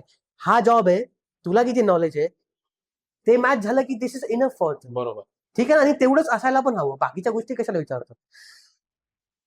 रिसर्च वाईज बघायला गेलो तर इकडे ज्या टेक्नॉलॉजीज यूज करतात, मे बी फंडिंगचा अभाव असेल, गव्हर्नमेंट जास्त इन्व्हेस्ट नाही करत रिसर्च मध्ये आपल्याकडे. IITs मध्ये जरी बघायला गेलं तरी गव्हर्नमेंटकडनं फंड काढणं इज डिफिकल्ट.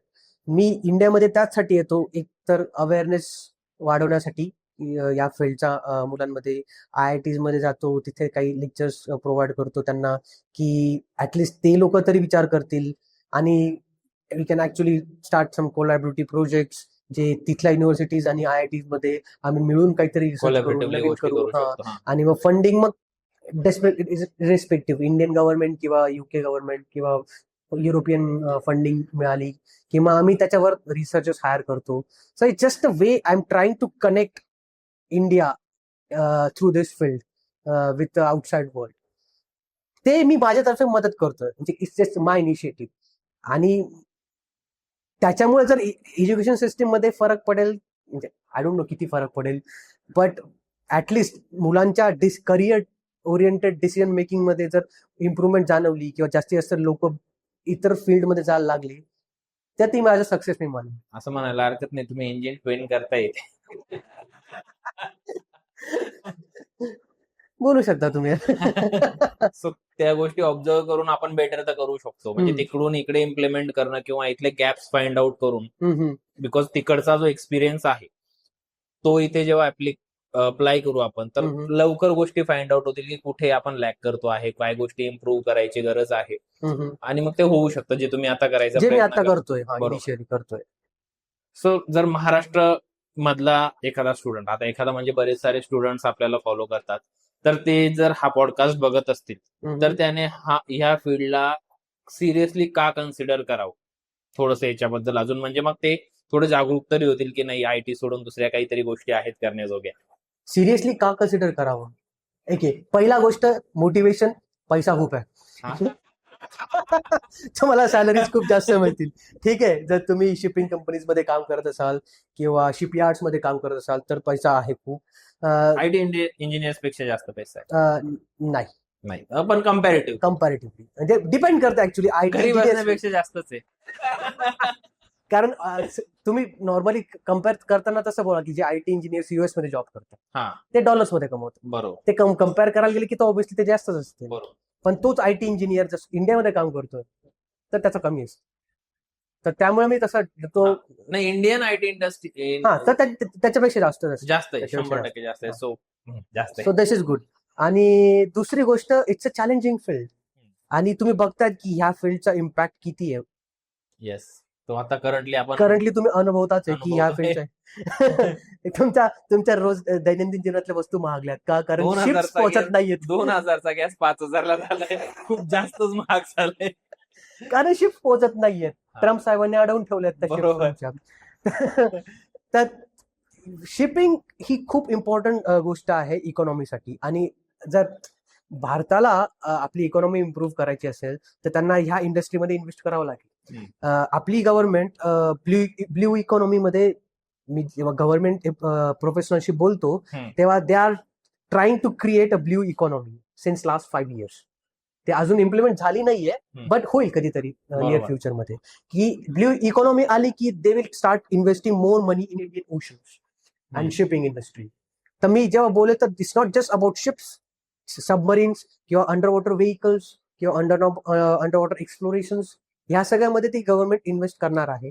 गव्हर्नमेंट आली की ऑब्व्हियसली इंडस्ट्रीज पण इन्व्हेस्ट करतील, फॉरेन इंडस्ट्रीज पण they are ready to invest जेव्हा ही इकॉनॉमी ब्ल्यू इकॉनॉमी लॉन्च होईल.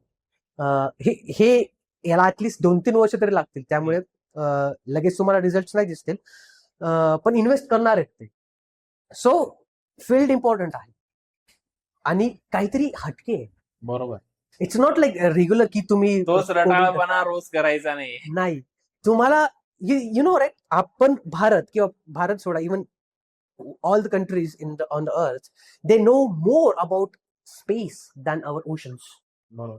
आपण आपले ओशन्स एक्सप्लोरच नाही केलेत, त्यामुळे there is so much knowledge is unexplored in oceans. आम्ही काय करतो आता, आम्ही जेव्हा आमचे स्मॉल सबमरीन्स बनवतो आम्ही, त्यांना ऑटो सबs म्हणतो आम्ही, त्यांच्यासाठी आम्ही विजन सिस्टम युज करतो, AI युज करून, कमीत कमी एनर्जी युज करून we can detect objects and perceive environment around us. अशा प्रकारच्या नवीन टेक्नॉलॉजी त्याच्यावर आम्ही इम्प्लिमेंट करून ते आम्ही खाली समुद्रात पाठवतोय. 6-6, 8-8 महिने ते जातात खाली, डेटा कलेक्ट करतात.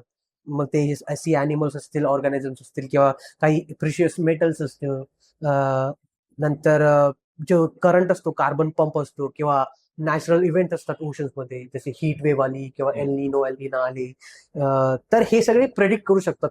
त्यासाठी आम्ही डेटा कलेक्ट करतो आणि ह्या लाईक मरीन बायोलॉजिस्ट किंवा ओशनोग्राफर्स यांना प्रोव्हाइड करतो, आणि मग ते अनालाइज करून त्यांचे मॉडेल्स बनवतात. ठीक आहे. सो हे तुम्ही ऐकलं होतं आधी असं काही? नाही. दिस इज हटके, like this is something different. त्याच्यामध्ये तुम्हाला इंटरेस्ट येईल, आणि तुम्ही जेव्हा काहीतरी नवीन करतात ना, तर आतून एक सॅटिस्फॅक्शन येतं की आपण काहीतरी वेगळं करतोय ना, आपण बसून जॉब नाही करत आहे नॉर्मल लोकांसारखं, किंवा तेच रटाळ गाणं आणि तिथेच फॅमिली, घर, ऑफिस नाही करत आहे. जेव्हा मी एक्सप्लोरेशनसाठी जेव्हा मी शिपवर जातो, ओशन मध्ये जातो, आमचे सेन्सर्स डिप्लॉय करतो, एक वेगळी फिलिंग असते ती. So that's also one of the factors that why this field, why it is important. म्हणजे हा तसा एक्सपिरियन्स असू शकतो. माझ्याकडे याच्यासाठी एक हे होतं की जेव्हा आपण साइन थिटा, कॉस थिटा सगळं युज करून एखादा सम सोडवायचा प्रयत्न करतो आणि तो स्वतः कोणाचा न कॉपी करता सोडवतो, त्यावेळेस जो एक्सपिरियन्स येतो की मी काहीतरी एक्झॅक्टली आपण काहीतरी नवीन केलंय. आणि बरंच आता साइन थिटा कॉस थिटा काढलं ना, बरेच प्रश्न विचारतात मला असं की हे कुठे युज होतं. हे मी युज करतोय माझ्या दैनंदिन जीवनामध्ये. मी साइन थिटा, कॉस थिटा, मी कॅल्क्युलस युज करतोय, मी डिफरन्शियल इक्वेशन्स युज करतोय. असं कोण बोललं की लॅपलास ट्रान्सफॉर्म तुमचा कधी युज होत नाही आयुष्यात पुढे? अरे मी युज करतोय त्याचा कंट्रोल सिस्टीम बनवण्यासाठी. तुम्ही एक्सेल वाले जॉब करतायत त्यामुळे तुम्हाला वाटत नाही, कारण तुम्ही तेच जॉब करतायत डाटा. का? कारण तुमच्या कोणतरी सांगितलं की तू हे कर, तुला बसून खायला मिळेल टाइप्स, किंवा इझी जॉब, लाईफ सेटल राहील.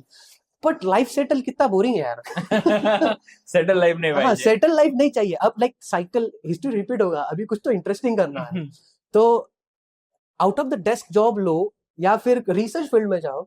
त्यामध्ये तुम्ही ह्या नवीन गोष्टी, ठीक आहे ना, your computer engineering, your making LLMs for financial companies. ठीक आहे, now start making your machine learning models for environment prediction. आपल्याकडचं जे भारतातलं वेदर प्रेडिक्शन आहे, वेदर फोरकास्टिंग, किती भारी आहे. किती अॅक्युरेट असतं ते? नसतं. बरोबर, एक्झॅक्टली. पण ते होऊ शकतात ना. काही इंजिनियर्स जे कम्प्युटर सायन्स किंवा कम्प्युटर इंजिनिअरिंगचे असतील, ते जर मिळून त्यांनी प्रोजेक्ट इनिशिएटिव्ह घेतला, त्यांनी काही स्पेसिफिक मॉडेल्स बनवले, CFD कॅल्क्युलेशन केले, आणि त्या वेदर फोरकास्टिंग एजन्सी बरोबर कोलॅबोरेशन केलं, they can improve the model. अकॅडमियाला आपण भारतामध्ये खूप कमी, म्हणजे दुर्लक्षित करतो. फक्त डिग्री घ्यायची आणि जॉब करायचा. नाही, असं नाहीये. हा एक फरक असून, हा एक फरक तिथला एज्युकेशन सिस्टम आणि इथे. तिथे अकॅडमियाला ना इंडस्ट्रीज अप्रोच करतात की we want to do something like a research project with you. त्यासाठी तुमचे स्टुडंट्स जे असतील, मास्टर्स किंवा PhD किंवा इव्हन बॅचलर्सचे पण, तर कंपनीज येतात, आणि मी माझे जे स्टुडंट्स असतात त्यांना मी त्यांचे प्रोजेक्ट देतो, अँड दे वर्क टुगेदर. आणि जेही जो थिसिस लिहील तो स्टुडंट, तो ते इम्प्लिमेंट करतात. आणि जर तो सक्सेसफुली इम्प्लिमेंट झाला, they can actually absorb that person in that company, जॉबही मिळावा. आपल्याकडे तसं नाही होत. आपल्याकडे डिग्री घ्यायची, that the process is different. ते झाल्यानंतर प्लेसमेंट इज डिफरंट. हो, इंटर्नशिपचे सर्टिफिकेट विकत भेटतात. हा, पण मग जर ते तुम्ही इंटरेस्ट घेऊन स्वतः केलं तर ते वेगळं असतं. बरोबर, ते माझं म्हणणं आहे. सो या तो इम्पॉर्टंट ही फील्ड तर आहेच बऱ्याच दृष्टीने. आणि it's not only about shipping, it's not only about ships. You can work on submarines, you can go also in navy.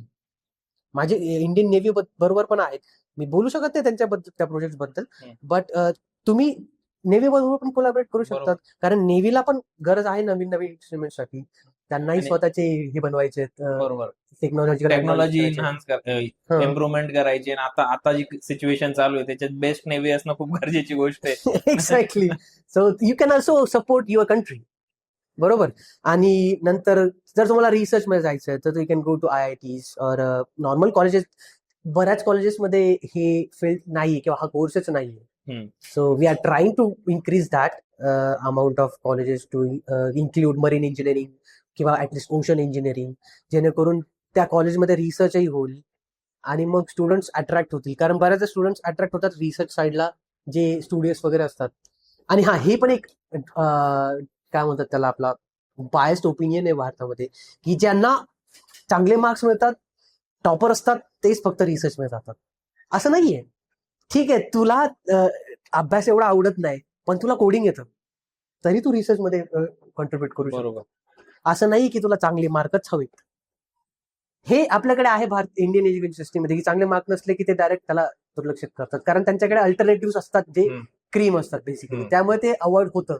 Naturally होतं आणि तेच मग पुढे कन्सिडर केलं पाहिजे. सो आता त्याने कन्सिडर सिरियसली केलं असेल ही फील्ड, ते झालं. पण जर त्याला एक रोडमॅप हवा असेल की त्याला मरीन इंजिनियर बनायचंय, इफ काही लोक कम्प्युटर सायन्स कडे वळतात आणि त्यानंतर त्यांचं होतं की नाही मी चुकीची फील्ड निवडली गेली. काही लोक ऑलरेडी मेकॅनिकल मध्ये असतात, मेकॅनिकल रिलेटेड एज्युकेशन घेत असतात. सो एक लास्ट पर्यंत जाण्यासाठी, मरीन इंजिनियर बनण्यासाठी कसा फ्लो ठेवायचा एज्युकेशनचा, किंवा काय ट्रॅक ते युज करू शकतात? ओके, जर तुम्हाला स्पेसिफिकली तुमचा गोलच असेल की मरीन इंजिनियर बनायचं आहे, शिपवर जायचं असेल, तर तुम्ही आपलं 10वी नंतर डिप्लोमा करू शकतात. मरीन इंजिनिअरिंगचा डिप्लोमाही असतो, सेपरेट डिप्लोमा. हो, सेपरेट डिप्लोमा असतो भारतामध्ये. ठीक आहे, 10वी नंतर नाही तर 11वी-12वी नंतर तुम्ही डायरेक्ट डिग्रीसाठी ऍडमिशन घेऊ शकतात मरीन इंजिनिअरिंग मध्ये.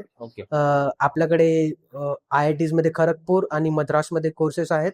आणि आउटसाइड ऑफ IITs आपल्याकडे फॉर एक्झाम्पल पुण्यामध्ये तोलानी आहे, 7 Seas आहे, समुद्र इन्स्टिट्यूट आहे. खाली साऊथ मध्ये गेलं तर इंडियन मॅरिटाईम HMU आहे, आणि त्यानंतर आमेत युनिव्हर्सिटी आहे. असे बरेच मरीन इंजिनिअरिंग आणि मॅरिटाईम किंवा मर्चंट नेव्हीच्या इन्स्टिट्यूट्स आहेत. त्याच्यामध्ये तुम्ही आपली बेसिक डिग्री घेऊ शकता. बरोबर. ठीक आहे, काही लोक तेही नाही, स्किप झालं, त्यांनी नॉर्मल बेसिक मेकॅनिकल इंजिनिअरिंग किंवा बाकी कुठले केले असतील, दॅट्स फाईन. तुम्ही त्यानंतर मास्टर्स या फील्डमध्ये करू शकता मरीन इंजिनिअरिंग मध्ये. त्यासाठी जर तुम्ही मेकॅनिकल मध्ये केलं असेल किंवा सिव्हिल मध्ये केलं किंवा इलेक्ट्रॉनिक्स मध्ये केलं असेल किंवा कम्प्युटर सायन्स मध्ये जरी केलं असेल बॅचलर्स, तरी तुम्ही मास्टर्स मरीन इंजिनिअरिंग मध्ये करू शकता.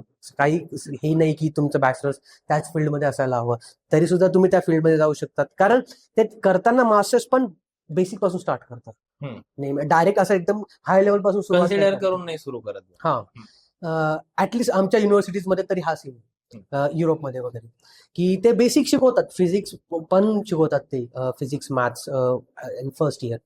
आणि मग ते झाल्यानंतर you can actually take a job. तर हे सगळं झाल्यानंतर मग तुम्ही ऍटलिस्ट बॅचलर्स केल्यानंतर, आता बॅचलर्स झाले हे सगळं, ठीक आहे, तुम्ही मरीन इंजिनच्या रूटने गेले किंवा कम्प्युटर सायन्स किंवा मेकॅनिकलच्या रूटने गेले किंवा मास्टर्सच्या रूटने आले, त्यानंतर मग काही एक्झाम्स असतात. तर तुम्हाला सेलिंग करायची असेल तर सर्टिफिकेशन एक्झाम द्यायच्या असतात, त्या दिल्या की तुम्ही सेलिंग करू शकता. त्या मग तुम्हाला शिपवर जायला मिळतं. त्याच्यामध्ये तुमची खूप सेव्हिंगही होतं. खूप सेव्हिंग होते कारण तुझा खर्च नसतो, त्यामुळे you can save a lot and then you can take early retirement. हा एक रोड मॅप झाला, तुम्ही त्यामध्ये इंटरेस्टेड असाल. काही लोकांना शिपयार्ड्स मध्ये काम करायचं असतं, तर तुम्ही त्यानंतर तुम्ही शिपयार्ड मध्ये जॉब घेऊ शकतात. शिपयार्ड म्हणजे ऍक्च्युली जिथे शिप्स बनतात त्याला शिपयार्ड म्हणतात. जिथे ते नेव्हल आर्किटेक्चर ऍक्च्युली ते हल क्रिएट करतात आणि मरीन इंजिनियर्स त्याच्यामध्ये मशीन भरतात. बरोबर. ठीक आहे, इझिली सांगायचं झालं तर नेव्हल आर्किटेक्ट्स ते हल बनवतात बाहेरचं, आणि मरीन इंजिनियर्स त्याच्यामध्ये मशिनरी टाकतात आणि मग ती शिप तयार होते. एवढं सिम्पल आहे. तर तुम्ही त्या शिपयार्ड मध्ये जॉब करू शकतात, ज्याच्यामध्ये तुम्ही मशिनरीज बनवू शकतात, किंवा मग तुम्ही लॉजिस्टिक मध्ये जाऊ शकतात, ज्याच्यामध्ये ह्या सगळ्या गोष्टी ज्या सप्लाय चेन्स असतात त्या तुम्ही मॅनेज करू शकता शिपयार्ड्स मध्ये. किंवा तुम्ही क्लासिफिकेशन सोसायटीज मध्ये जाऊ शकतात. आता क्लासिफिकेशन सोसायटीज काय असतात, तुम्हाला माहिती की शिपिंग इट्स इंटरनॅशनल अफेअर. तर प्रत्येक गोष्टीला सर्टिफाय करावं लागतं. जसं मी बोललो फोक्सवॅगन किंवा कारसाठी त्यांना होमोलोगेशन करावं लागतं आणि कार ही सर्टिफाय करावं लागते, त्यानंतर ते विकू शकतात. तसंच शिपिंग मध्ये पण शिप समुद्रात जाण्याआधी तिला सर्टिफाय करावं लागतं. तर ह्या क्लासिफिकेशन सोसायटी असतात, जसे लॉर्ड्स रजिस्टर झाली जी युकेची आहे, नंतर DNV झाली जी नॉर्वेची आहे. ह्या सर्टिफिकेशन प्रोव्हाइड करतात. तुम्ही त्या सोसायटीज मध्ये पण जाऊ शकतात ऍज अ सर्वेयर किंवा मग इन्स्पेक्शन इंजिनियर. हा एक नवीन रूट आहे. त्याशिवाय अजून जर तुम्हाला जायचं असेल तर रिसर्च मध्ये, तर तुम्ही मास्टर्स केल्यानंतर तुम्ही PhD करू शकता त्या फील्डमध्ये आणखी. मग तुम्ही you can actually start working on modern problems जे इंडस्ट्रीमध्ये आहेत, त्याच्यामध्ये तुम्ही इन्व्हॉल्व्ह होऊ शकतात. त्याच्यानंतर सुद्धा आणखी जर तुम्हाला रिसर्चमध्ये जायचं असेल तर तुम्ही लेक्चरशिप घेऊ शकतात किंवा PhD झाल्यानंतर सुद्धा तुम्ही स्वतःचा स्टार्टअपही काढू शकता. बेसिकली आता तुम्ही बघतात ऑटोनॉमस शिपिंगकडे आपण वळतोय, तर त्यासाठी लागणाऱ्या छोट्या छोट्या सिस्टम्स आहेत. As a computer engineer, you can make a software for predicting a stock price now. You can at the same time, you can make another software to predict the health of your system in ship. Same आहे, काही इतकं काही difficult नाही, सेमच process आहे, but impact खूप वेगळा आहे. तर तुम्ही ते करू शकता. स्वतःची कंपनी बनवून तुमचं प्रॉडक्ट तुम्ही शिपिंग कंपनीला विकू शकता तुमची PhD झाल्यानंतर. त्या multiple ways, but basically start तुम्ही असं करू शकता, एक डिप्लोमा इन मरीन इंजिनिअरिंग, किंवा तो नाही केला तर at least degree in marine engineering, आणि जर तीही नाही केली तर at least masters in marine engineering हे करू शकतात. बरोबर, ठीक आहे. म्हणजे तुम्हाला रोड मॅप तर क्लिअर झाला असेल की तुम्ही नाही जरी डिग्री केली तरी मास्टर्स करून मरीन इंजिनिअरिंगच्या साईडला जाऊ शकतात. There is always a chance to move to this industry. Okay. आणि दुसऱ्या मास्टर्स ऑलरेडी तुमचं MCA झालं असेल किंवा दुसऱ्या कोणत्या फील्डमध्ये मास्टर्स झालं असेल तरी 2 वर्ष काढून दुसरं मास्टर्स तुम्ही करू शकता. चेंज करायला घाबरायचं नाही अजिबात. काय एवढं अवघड नाहीये. बरं, ठीक आहे. सो आपण बऱ्याच साऱ्या गोष्टी जाणून घेतल्या मरीन इंजिनिअरिंग बद्दल. तुमचं पूर्ण जी आतापर्यंतची जर्नी होती की इथपर्यंत आले, काय काय गोष्टी एक्सप्लोर केल्या, सगळ्या जाणून घेतल्या. आता थोडंसं आपण पर्सनल पण बोलू की तुम्ही ग्लासगो मध्ये राहतात, तर तिथे डेली लाईफ कशी असते. म्हणजे जर कम्पेअर करायला गेलं तर इंडियामध्ये राहणं आणि ग्लासगो मध्ये राहणं, काय फरक जाणवतो तुम्हाला बेसिकली? फरक तिथे थंडी फार आहे इथे गरमी फार आहे आणि इथल्यानंतर मी वितळतोय. पण हो, तिथे वेदर वाईज बघायला गेलं तर वेदर खूप वेगळं आहे. नंतर सोशल लाईफ पण खूप वेगळी आहे तिथे. म्हणजे ऑब्विसली मी भारतात राहिलो, त्यामुळे माझी भारतातली सोशल लाईफ वेगळी आणि माझे मित्र जे आहेत ते अजूनही माझ्या कॉन्टॅक्टमध्ये आहेत. पण तिथले मित्र जरा माझे थोडे वेगळे आहेत. तिथे तुम्ही जेव्हा सोशल सर्कल तुमचं क्रिएट करतात ना, it's based on something that you want and it's like beneficial for you. आपण इकडे कसं मित्र असतो आणि आपण सगळे समान असतो जेव्हा आपण कॉलेजमध्ये जातो. पण एक लेवल नंतर तुम्ही समजा ग्रॅज्युएट झाल्यानंतर तेव्हा तुम्ही बाहेर जातात, कारण तोच ट्रेंड असतो आपल्याकडे की डिग्री झाली किंवा मास्टर्स झालं की मग लोक बाहेर जातात. तेव्हा तुमचं सोशल सर्कल थोडं वेगळं असतं. तुम्ही असेच फ्रेंड्स बनवतात जे तुम्हाला कामात येतील किंवा त्याच्यामधून तुम्हाला काहीतरी शिकायला मिळेल, किंवा मे बी तुम्ही एकत्र येऊन काहीतरी कराल. जसं फॉर एक्झाम्पल माझे काही मित्र आहेत, आमचा म्युझिकल बँड आहे, आम्ही म्युझिक गाणे बनवतो. दुसरा माझा ग्रुप आहे, आम्ही वाचन करतो बेसिकली. तिसरा माझा ग्रुप आहे आमचा बेसिकली हे असतात ना स्पोर्ट्स ऍक्टिव्हिटीज, तसा एक ग्रुप आहे. तो अशा वेगळे सोशल सर्कल्स आहे. आणि इकडे माझे जे मित्र आहेत ते म्हणजे खूप वेगवेगळ्या फील्ड्स मध्ये आहेत, पण आम्ही जेव्हा सुरुवात केली, जेव्हा आम्ही मित्र बनलो, तेव्हा आम्ही सगळे समान होतो. बरोबर. त्यामुळे ते अजूनही कॉन्टॅक्ट मध्ये आहेत. ते लोक एवढे राहत नाही, पण तरी तिथेही माझे बरेच सारे बेस्ट फ्रेंड्स आहेत. आणि माझा तर मी ग्लासगो मध्ये फक्त मागच्या 3 वर्षात होतो. त्याआधी मी स्पेन मध्ये राहत होतो. त्याच्या आधीची 5 वर्ष मी स्पेन मध्ये होतो, त्याच्या आधी 3 वर्ष मी फ्रान्स मध्ये होतो. तेव्हा मला मग मित्र बनवण्यासाठी मला तिथली लँग्वेजही शिकावी लागली, कारण तिथे लँग्वेज वेगळी बोलतात, इंग्लिश बोलत नाही. पण तोही एक एक्सपिरियन्स असतो की तुम्ही तिथली लँग्वेज शिकून जेव्हा त्यांच्याशी बोलतात ते इतके खुश होतात की हा आपली लँग्वेज बोलतोय बा, दे सो हॅपी, आणि ते तुमच्याशी बोलायला लागतात. पण तेच जर तुम्ही त्यांना जाऊन स्पेसिफिकली लाईक जर्मनी, फ्रान्समध्ये जाऊन तुम्ही इंग्लिशमध्ये बोलाल तर ते थोडंसं हेजिटेट करतील तुमच्याशी बोलण्याची. बट जर तुम्ही त्यांच्या लँग्वेजमध्ये बोलाल, एफर्ट्स जेव्हा तुम्ही दाखवतात तेव्हा तुम्हाला ते खूप मदत करतात. म्हणजे खूप चांगल्या प्रकारे तुम्हाला ती वागणूक देतात. तर हा एक डिफरन्स आहे इंडिया आणि तिथला. इंडियाची कोणती गोष्ट सर्वात जास्त मिस करता? इंडियाची सगळ्यात जास्त मिस करणारी गोष्ट खूप साऱ्या आहेत, एकच कशी सांगायची. मग खूप सारे सांगा. आपलं आपलं म्हणजे माझी फॅमिली ऑब्व्हियसली, आणि माझे मित्र. मी फार मिस करतो तिथे, कारण ते एक वेगळा बॉन्ड तयार झालेला असतो. आणि आता मी बोललोच, तिथे जे होतात बॉन्ड थोडे वेगळे असतात. म्हणजे हा हा, त्यामुळे ते मी खूप miss प्रोफेशनल करतो. बॉन्ड असतात ते जास्त हम्म, करून.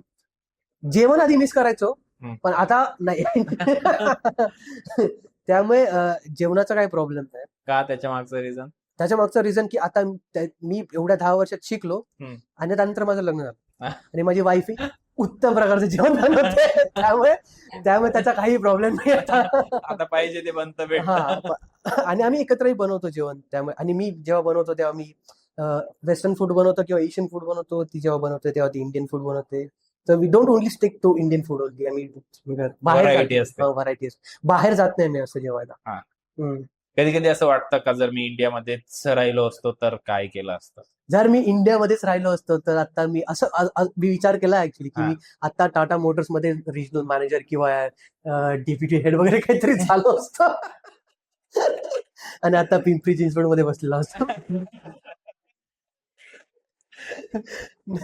नाही, पण तो एक चांगला डिसिजन होता. मला बाहेर एक्सप्लोर करायचं होतं, त्यामुळे मी एका वर्षात तो जॉब सोडला आणि बाहेर गेलो. आणि मला इतके अनुभव मिळाले बाहेर, डिफरंट वेगवेगळ्या कंट्रीजचे, वेगळ्या भाषांचे, वेगळ्या क्युझिन्सचे. Like it's a good decision, it's worth it. बरोबर. आता जर इंडियन माइंडसेट आणि इंटरनॅशनल माइंडसेट, बिगेस्ट डिफरन्स काय वाटतो तुम्हाला, की काय वेगळं आहे? कशा प्रकारे विचार केले जातात तिकडे आणि इकडे? कशा प्रकारचे विचार केले जातात? ओके. म्हणजे रिगार्डिंग एव्हरी सिच्युएशन. मला असं वाटतं की तिकडचे लोक जास्त लॉजिकली किंवा प्रॅक्टिकली विचार करतात. आपल्याकडचे लोक Emotionally विचार. इमोशनल फार आहेत. तिथले लोक खूप प्रॅक्टिकल असतात. मित्र असू देत, फॅमिली असू देत, ते प्रॅक्टिकल डिसिजन्सला जास्त महत्व देतात. आपल्याकडे इमोशन्स फार हँडल केले जातात. आणि दुसरं बघायला गेलं ना, की हे मी स्पेसिफिकली जाणवलंय मला, की आपल्याकडचे लोक जेव्हा बाहेर जातात तेव्हा एकमेकांशी नाही बोलत. आपल्याच लोकांशी नाही आपल्याच बोलत. लोकांशी नाही बोलत. का असं? हे मला पण नाही कळलंय. काय प्रॉब्लेम आहे हा, की आपल्या लोकांमध्ये एवढी एकी नाहीये असं मला वाटतं. तिकडे जाऊन I don't know about here. आता इथे काय परिस्थिती, आपल्याकडे एकी तेव्हा होते जेव्हा भारत पाकिस्तानची मॅच होते. तब सारे स्टेट साथ में आएंगे, फिर कोई नहीं अलग, सारे लँग्वेज चले जाएंगे, की नाही तू मराठीच बोल, की तू हिंदीच बोल, असं नाही करत. पण तिथे गेल्यानंतर ना असं का माहित, पण जे लोक बाहेर जात आहेत, मी त्यांना सांगू इच्छितो की आपल्या लोकांनी जर एकत्र येऊन प्रयत्न केला तर आपण खूप काही करू शकतो. बरोबर. पण बाहेर तिथे पण जेवढी एकी मला असली पाहिजे. एक्सपेक्टेड ती तेवढी नाहीये आपल्याकडे कम्पॅरेटिव्हली अदर कंट्रीज. मला त्याच्या मागचं रिझन नाही माहिती. म्हणजे रिझन काय वाटतं तुम्हाला? मलाही कल्पना नाही एवढं रिझन काय. फॉर मी एक्झाम्पल देऊ, लाईक चायनीज जेव्हा बाहेर जातात, चायनीज लोक पण खूप आहेत बाहेर, तर ते असे कम्युनिटी वाईज राहतात, एकमेकांना मदत करतात. टर्किश लोक, इंग्लिश लोक, सॉरी ग्रीक लोक किंवा स्पॅनिश लोक जेव्हा भेटतात एकमेकांना मदत करतात एकमेकांना, तो ट्रेंड मला आपल्या लोकांमध्ये नाही दिसला एवढा. ते अवॉइड करतात बेसिकली आपल्या लोकांना. आय डोंट नो वाय, म्हणजे मीही त्याचं रिझन शोधतोय की का असं करतात ते. But may be it's a question of mentality, and आपण काय विचार करतो ते एक मला खंत आहे ऍक्च्युली आपल्या लोकांची. त्यांना असं वाटतं का इथे पण तेच आणि तिथे पण तेच? मे बी हाँ, कि इन सब से बचने के लिए यहाँ आए तुम यहाँ मे बी असू शकेल. पण तुम्ही जर त्यांना मदत नाही केली तर ऍज अ कम्युनिटी तुम्ही पुढे कधी ग्रो नाही होऊ शकत. राईट. आपण कम्युनिटी वाईज विचार करतच नाहीये ह्या काळातले लोक.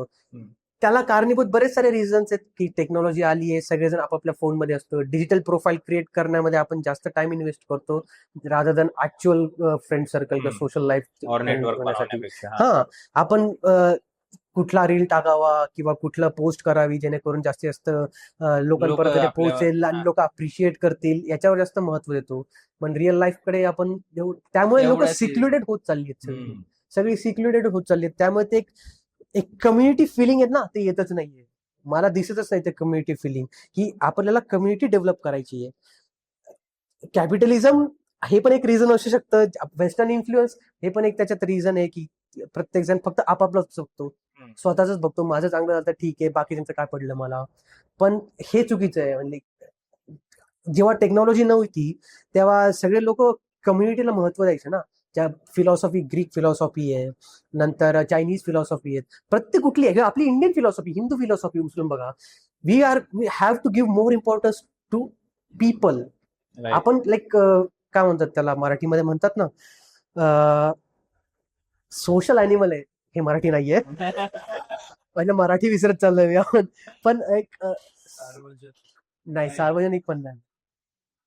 Anyway, but humans are like social animals, आणि आपण ते सोशल अॅनिमल्सचे ट्रेटच विसरून चाललोय यामध्ये. ऍज अ कम्युनिटी आपण सिव्हिक सेन्स हा पण त्याचाच एक पार्ट आहे. कमी काय आहे, कारण सगळे लोक फक्त स्वतःचा विचार करतात. असं का समजा हा कचरा मी इथे टाकला त्यामुळे दुसऱ्याला त्रास होईल, हे आपल्या डोक्यात येतच नाही. असं नाही की आपण मुद्दामून करतोय, ते नाही, ते डोक्यातच येत नाही आपल्या. की मग ते दुर्लक्षित होतं, आणि मग ते सगळेच तसे बिहेव करायला लागले की मग ते कलेक्टिव्हली ते घाण होतं, कचरा होतो. आणि मग आपणच बोलतो की आपला साफसफाई नाहीये, क्लीननेस नाहीये. आता असं पण नाही की लोक म्हणते खूप लोक आहेत आपल्याकडे त्यामुळे होत असेल. मी तेव्हा उदाहरण देईल चायनाचं. मी चायनामध्ये जेव्हा जातो शिकवायला तिथल्या युनिव्हर्सिटीजमध्ये, तेव्हा मी बघतो ना सिटीज म्हणजे छोट्या छोट्या टाउन्स मध्ये पण इतका क्लीनलीनेस असतो. आता तिथे पण खूप लोक आहेत, आपल्यापेक्षा जास्त लोक आहेत. आता आपण जास्त झालोय. आता आपण जास्त, पण होते तिथे तिथेही कम्पॅरेटिव्हली खूप लोक आहेत. मग तुम्ही ते रिझन नाही देऊ शकत की आपल्याकडे लोकसंख्या खूप आहे म्हणून आपण साफसफाई नाही ठेवू शकत. नाही, इट्स अ कम्युनिटी फिलिंग असायला हवी. ते कल्चरल हेरिटेज त्यांच्याकडे आहे की ते एकमेकांचा विचार करतात, आणि त्यांचं कल्चर आणि आपलं कल्चर खूप सेम आहे. मी बघितलं ना की सेम आपल्याकडे अतिथी देवो भव आहे, सेम त्यांच्याकडे सेम म्हणी आहेत. ते आलेल्या गेस्टला एकदम असं देवासारखं ठेवतील, सगळं काही प्रोव्हाइड करतील, त्याला कुठलीही कमी पडू देणार नाही. माझे स्टुडंट्स किंवा माझे फेलो कलिग्स असतील तिथे, ते मला इतकं चांगले ट्रीट करतील, रिस्पेक्ट देतील. तर ते कम्युनिटी फिलिंग आणि ते कल्चरल जे असतं ना की मेंटॅलिटी, ती लॅक करते आपल्या लोकांमध्ये असं मला वाटतं. जे बदलायला हवं, आणि हे यंग जनरेशनच बदलू शकतात. कारण जी मडकी घडली ती चेंज करणं आता जरा पण जे इन द प्रोसेस आहेत त्यांना जर हे सांगितलं तर मग at least they can make some difference. तुम्ही तिकडे मूवीज वगैरे बघता का म्हणजे इकडच्या रिलीज झालेल्या? बॉलिवूड मूवीज तर मी आता बघणं सोडलंय. आणि रिझन आहे त्याच्यामध्ये, कारण बॉलिवूड मूवीज मला जुन्या खूप आवडायच्या. आता कमर्शियलाइज मूवी मी बघणं सोडले, कारण मला ऍक्च्युली बघण्यामध्ये व्हॅल्यूच वाटत नाही काय. पण जुन्या मूवीज मला खूप आवडतात. म्हणजे मी अजूनही भारतातल्या ब्लॅक अँड व्हाईट मूवीजही बघतो. सगळ्यात आवडती मूवी कोणती होती तुमची जेव्हा जुन्या मूवीज बघायची तेव्हा? जेव्हा जुन्या मूवीज बघायचो मी तेव्हा सगळ्यात आवडती मूवी, मूवीज आठवायला वेळ लागतो खरंच. अरे असं नाही, असं नाहीये, खूप मूवीज बघितल्या. हा, म्हणजे कधीच्या सांगायचं झालं तर ब्लॅक अँड व्हाईट मध्ये बघायचं झालं तर मला कितनी सारी है बट मुझे याद नहीं आ रही है. अरे यार, जॉनर के हिसाब से, हाँ जॉनर के हिसाब से चेंज होगा. एक जी मोस्ट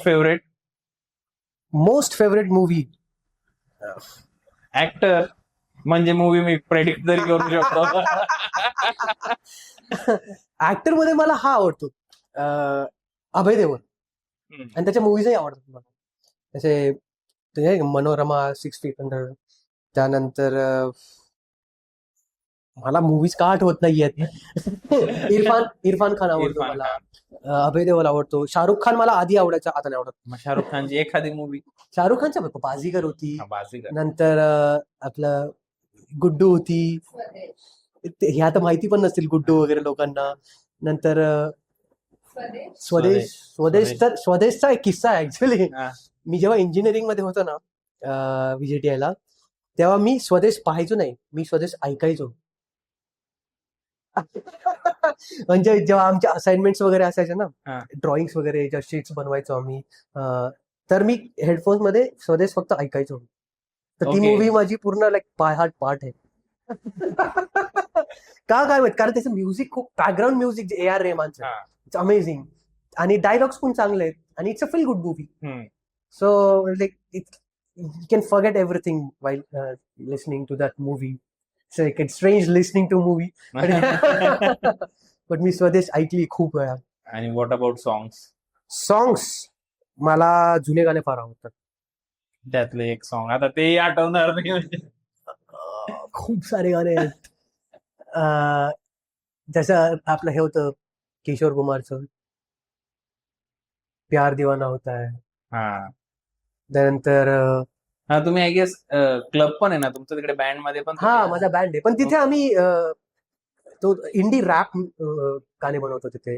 मी तिथे ड्रम्स प्ले करतो, कधी कधी गिटार वाजवतो, अच्छा. आणि एक रॅपर पण आहे, तो स्कॉटिश रॅप देतो. It's a fusion song. मग तिकडे इंडियन सॉन्ग ट्राय केले? टाकतो ना मी ऍक्च्युली, मध्ये मध्ये मी इंडियन म्युझिकचे हे पण टाकतो, स्निपेट्स त्याच्यामध्ये. जे मला जुने गाणे आवडतात त्यातले मी टाकतो बऱ्यापैकी. But music A R A म्हणजे सगळे म्युझिक आवडतात मला. त्यानंतर मला अजय अतुल अतुल आवडतात. आता एक करंट काल परवा ते अँथम रिलीज झालं, ते खतरनाक झालंय रिलीज. काल परवा का? हा, यांचं आता राजा शिवाजी म्हणून चित्रपट येतोय रितेश देशमुखचा, अच्छा, त्याच्यातलं नवीन अँथम आलंय, मी खतरनाक. नाही ऐकलं अजून. 15 वेळेस ऐकलं गेलं, अजूनही माझं जात. एक नंबर अँथम आलंय, ओके, खतरनाक आलं, ऐका तुम्ही. चालेल. म्हणजे काय 3 पॉइंट काहीतरी मिनिटाचं आहे, म्हणजे स्टोरीज एक्सप्लेन केली पूर्ण, म्हणजे महाराजांची स्टोरी पूर्ण एक्सप्लेन झाली तेवढ्या अँथम मध्ये, कसे होते, काय होते, काय केलं, आणि बीट अंगावर काटे येतात. म्हणजे अजय अतुलचं म्युझिक असं की म्हणजे मी ही गोष्ट जेव्हा छावा मूवी बनवली तेव्हा त्यांनी अजय अतुलचं म्युझिक का नाही घेतलं, मी डायरेक्ट डाऊट होतं. मला वाटायचं की अजय अतुलचंच म्युझिक असेल छावा मूवी मध्ये, जसं याची आली विकी कौशलची, मला वाटलेलं की तेच राहील, पण त्यांनी दुसरे त्यांच्या आधीच अग्रीमेंट वगैरे. येस, बट आत्ता जे आहे ते खतरनाक, तुम्ही ऐका त्या खतरनाक आहे. म्हणजे मजा आल्या ऐकून. म्हणजे माझं 15-20 वेळा कालच रिलीज झालंय, 15-20 वेळा मराठीतलं. ओके, हिंदीत पण आज झालं, पण मी मराठीतलं स्पेसिफिकली बोलतोय. खतरनाक केलंय बेसिकली. आता जर झालंच ते, तर तुम्ही एवढ्या सगळ्या कंट्रीज मध्ये स्टे केलंय किंवा राहिलेत, फिरलेत, व्हॉट एव्हर, मग त्याच्यात लँग्वेजेस किती अडॅप्ट केले, किती लँग्वेजेस शिकलेत तुम्ही?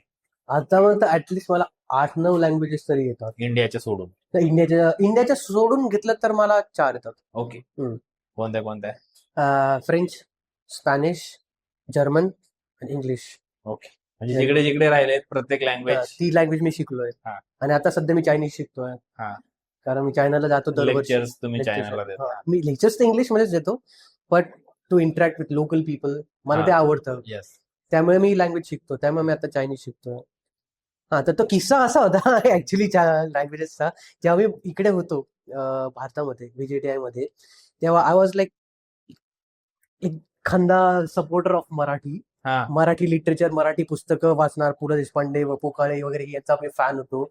आणि मराठी व्यतिरिक्त दुसरं काही नाही आवडणार, नाही चालून घेणार वगैरे. म्हणजे VJTI मध्ये आम्ही कल्चरल ग्रुप पण सुरू केलेला, रंगवर्धन नावाचा. त्या Rangvardhan was like Marathi support group. त्याच्यामध्ये आम्ही मराठी नाटकं बसवायचो, मराठी कवितांना प्रोत्साहन द्यायचो, नंतर एक पात्री जेवढं प्रमोट करता आलं, जेवढं मराठीला प्रमोट करता येईल तेवढं. त्यामुळे आम्हाला बऱ्याचदा शिवसेना आणि मनसे येऊन पण भेटले होते. म्हणजे there was a political element असो, but was like full support of Marathi. की VJTI मध्ये बरेचसे लोकलाईट आहेत, मराठी लोक जरी असले तरी ते जबरदस्ती इंग्लिशमध्ये बोलणार. आणि मग मी लाईक समोरचा मराठी, तुम्ही Marathi, Y don't you speak in Marathi. आता मीच मराठी नाही बोलत आहे, बरोबर. पण तर तेव्हा मी एकदम सपोर्टर होतो. पण जेव्हा मी बाहेर गेलो इंडियाच्या, तेव्हा मला कळलं की यार बाकीच्या लँग्वेजेस पण किती सुंदर आहेत. म्हणजे असं नाही की फक्त मराठीच इट्स लाईक प्रमाण. Marathi is beautiful language, like dot. Marathi is amazing language, but बाकीच्या लँग्वेजेस पण खूप सुंदर आहेत. आणि त्या शिकल्या की आपण, language is a mode of communication. आणि जर बोलताच नाही आलं समोरच्या माणसाशी in a proper way that he can understand, she can understand, तर मग उरलंच काय. मराठी माणसाशी मी मराठीत बोलेन, पण समोरचा त्याला मराठी येतच नाहीये, मग त्याच्याशी त्याच्याच लँग्वेज मध्ये बोललो तर मग, आणि जेव्हा आपण त्याच्याशी बोलतो त्याच्या लँग्वेज मध्ये, तर तो आणखी गोष्टी शेअर करतो आपल्याबरोबर, आपल्याला नवीन नॉलेज मिळतं. नवीन जोक्स कळतात, त्याचा ह्युमर काय ते कळतं. प्रत्येक लँग्वेज मध्ये वेगळा ह्युमर आहे, हे मला आधी नव्हतं माहिती. पण प्रत्येक लँग्वेजचा वेगळा ह्युमर आहे. हे जे आपण बघतो ना मूवीज डब केलेल्या स्पॅनिश टू मराठी और इंग्लिश टू हिंदी, तो ह्युमर पूर्ण वाजवून टाकतात त्याची. किंवा मग हे आपला स्वतःचा ह्युमर टाकतात त्या लँग्वेजचा, पण जो ऍक्च्युअल ओरिजिन असतो ह्युमरचा तो पूर्ण बदललेला असतो. त्यामुळे हे नवीन गोष्टी कळलं मला की तुम्ही लँग्वेज शिकता, आणि मी जेव्हा पण नवीन लँग्वेज शिकतो तर तिथले आधी मी चुकीचे वर्ड्स आणि जोक्स शिकतो, ज्याच्यामुळे तुम्हाला इंटरॅक्शन वाढतं तुमचं लोकांशी. कारण जे स्कॅन्डलाइज किंवा टॅब्यूवाल्या गोष्टी असतात त्याच्याबद्दल लोक जास्त बोलतात. आणि मग त्याच्या थ्रू मग मला आणखी नवीन वर्ड्स कळतात, आणि मग मी लोकांशी बोलायला लागतो. तुटकं फुटकं जरी असेल तरी start, and Wien you try eventually through practice तुम्हाला जमायला लागतं. मग ते मला फ्रेंच येत होती त्यामुळे मला स्पॅनिश खूप येणं इझी झालं. त्यामुळे मला स्पॅनिश लिहिताना एवढा प्रॉब्लेम होतो, पण बोलताना काही प्रॉब्लेम, कारण मी ती लँग्वेज बोलून जास्त शिकलो. फ्रेंच मी लिहून शिकलो जास्त, ही बोलून जास्त शिकलो. त्यांचे प्रोनाऊन्सिएशन वेगळे आहेत, वर्ड जरी सेम दिसत असले तरी प्रोनाऊन्सिएशन वेगळे, खूप वेगळे आहेत. तर एक तो एलिमेंट तुम्हाला कळतो. त्यामुळे मग आता I am no more like only Marathi. सगळ्या लँग्वेजेस आर सेम, सर्व लँग्वेज समभाव. भाषिक इक्वॅलिटी आहे. सो आता आपण फायनल सेगमेंट कडे येऊ. थोडं आपण क्विक फायर क्वेश्चन विचारतो मी. ओके. 4-5 आहेत, पण क्विक एक याच्यातही उत्तर दिलं सेंटेन्स और वर्ड मध्ये तरी चालेल. फर्स्ट, 21व्या वर्षी तुम्ही आहात असं कन्सिडर करा, त्यावेळेस तुम्ही स्वतःला काय सांगाल? तुम्ही तुमच्या वयाच्या 21व्या वर्षी आहे आणि त्यावेळेस तुम्ही स्वतःला काय अशी ऍडवाइस द्याल? 21व्या वर्षी स्वतःला काय ऍडवाइस देईल? 21व्या वर्षी मी एकदम कॉन्झर्वेटिव्ह होतो. आय वुड से दॅट की मी आणखी ओपन असायला हवं. लँग्वेज असू द्या, फील्ड असू द्या, किंवा रिस्क. आपण रिस्क नाही घेत, तर तेव्हा मी कॅल्क्युलेटेड रिस्क घेत होतो. त्यामुळे मी सांगेल की 21व्या वर्षी I should be more open. Okay. Biggest mistake? Biggest mistake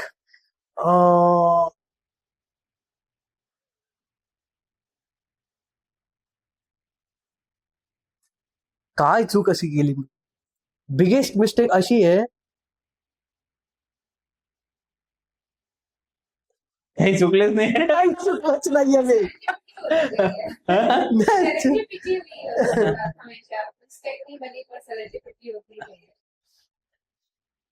biggest mistake, small mistake. मग आता काहीतरी बदलू.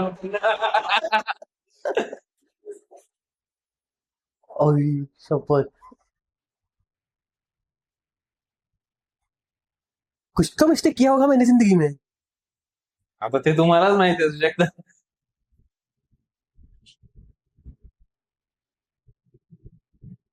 मी ब्लँक झालो आता. ब्लँक झालोय. छोटी मोठीही चालेल आम्हाला, आता बिगेस्ट नाही. बिगेस्ट नाही, छोटी मिस्टेक इज लाईक खंत असू शकते. इज लाईक की माझे पॅरेंट्स माझ्या बरोबर नाहीयेत. दॅट्स लाईक की मला भारतात राहायचं आहे, पण मग राहायचं पण नाही, भारतात यायचं आहे मला. पण येईन इव्हेंच्युअली, तुम्ही भारतात येणारच आहे, बट तो जेवढा मी स्कोप आहे आणि जेवढं मला मी जे करतोय ते मी इथे येऊन नाही करू शकत. मला 10 वर्ष मागे जावं लागेल. लाईक माझा जो PhD सुपरवायझर होता, he himself came to India with me, आणि ही सॉ, आणि तेव्हा डिसिजन घेत होतो की मी परत भारतात जाईन. आता झालं माझं, मी परत भारतात जाईन. तेव्हा तो मला बोलला की तू 10 वर्ष मागे जाशील, ते जर ऍक्सेप्ट करत असेल तर तू ये, काही प्रॉब्लेम नाही. ओके. एक overrated advice? Overrated advice, तू रंधर मध्ये को प्लीज.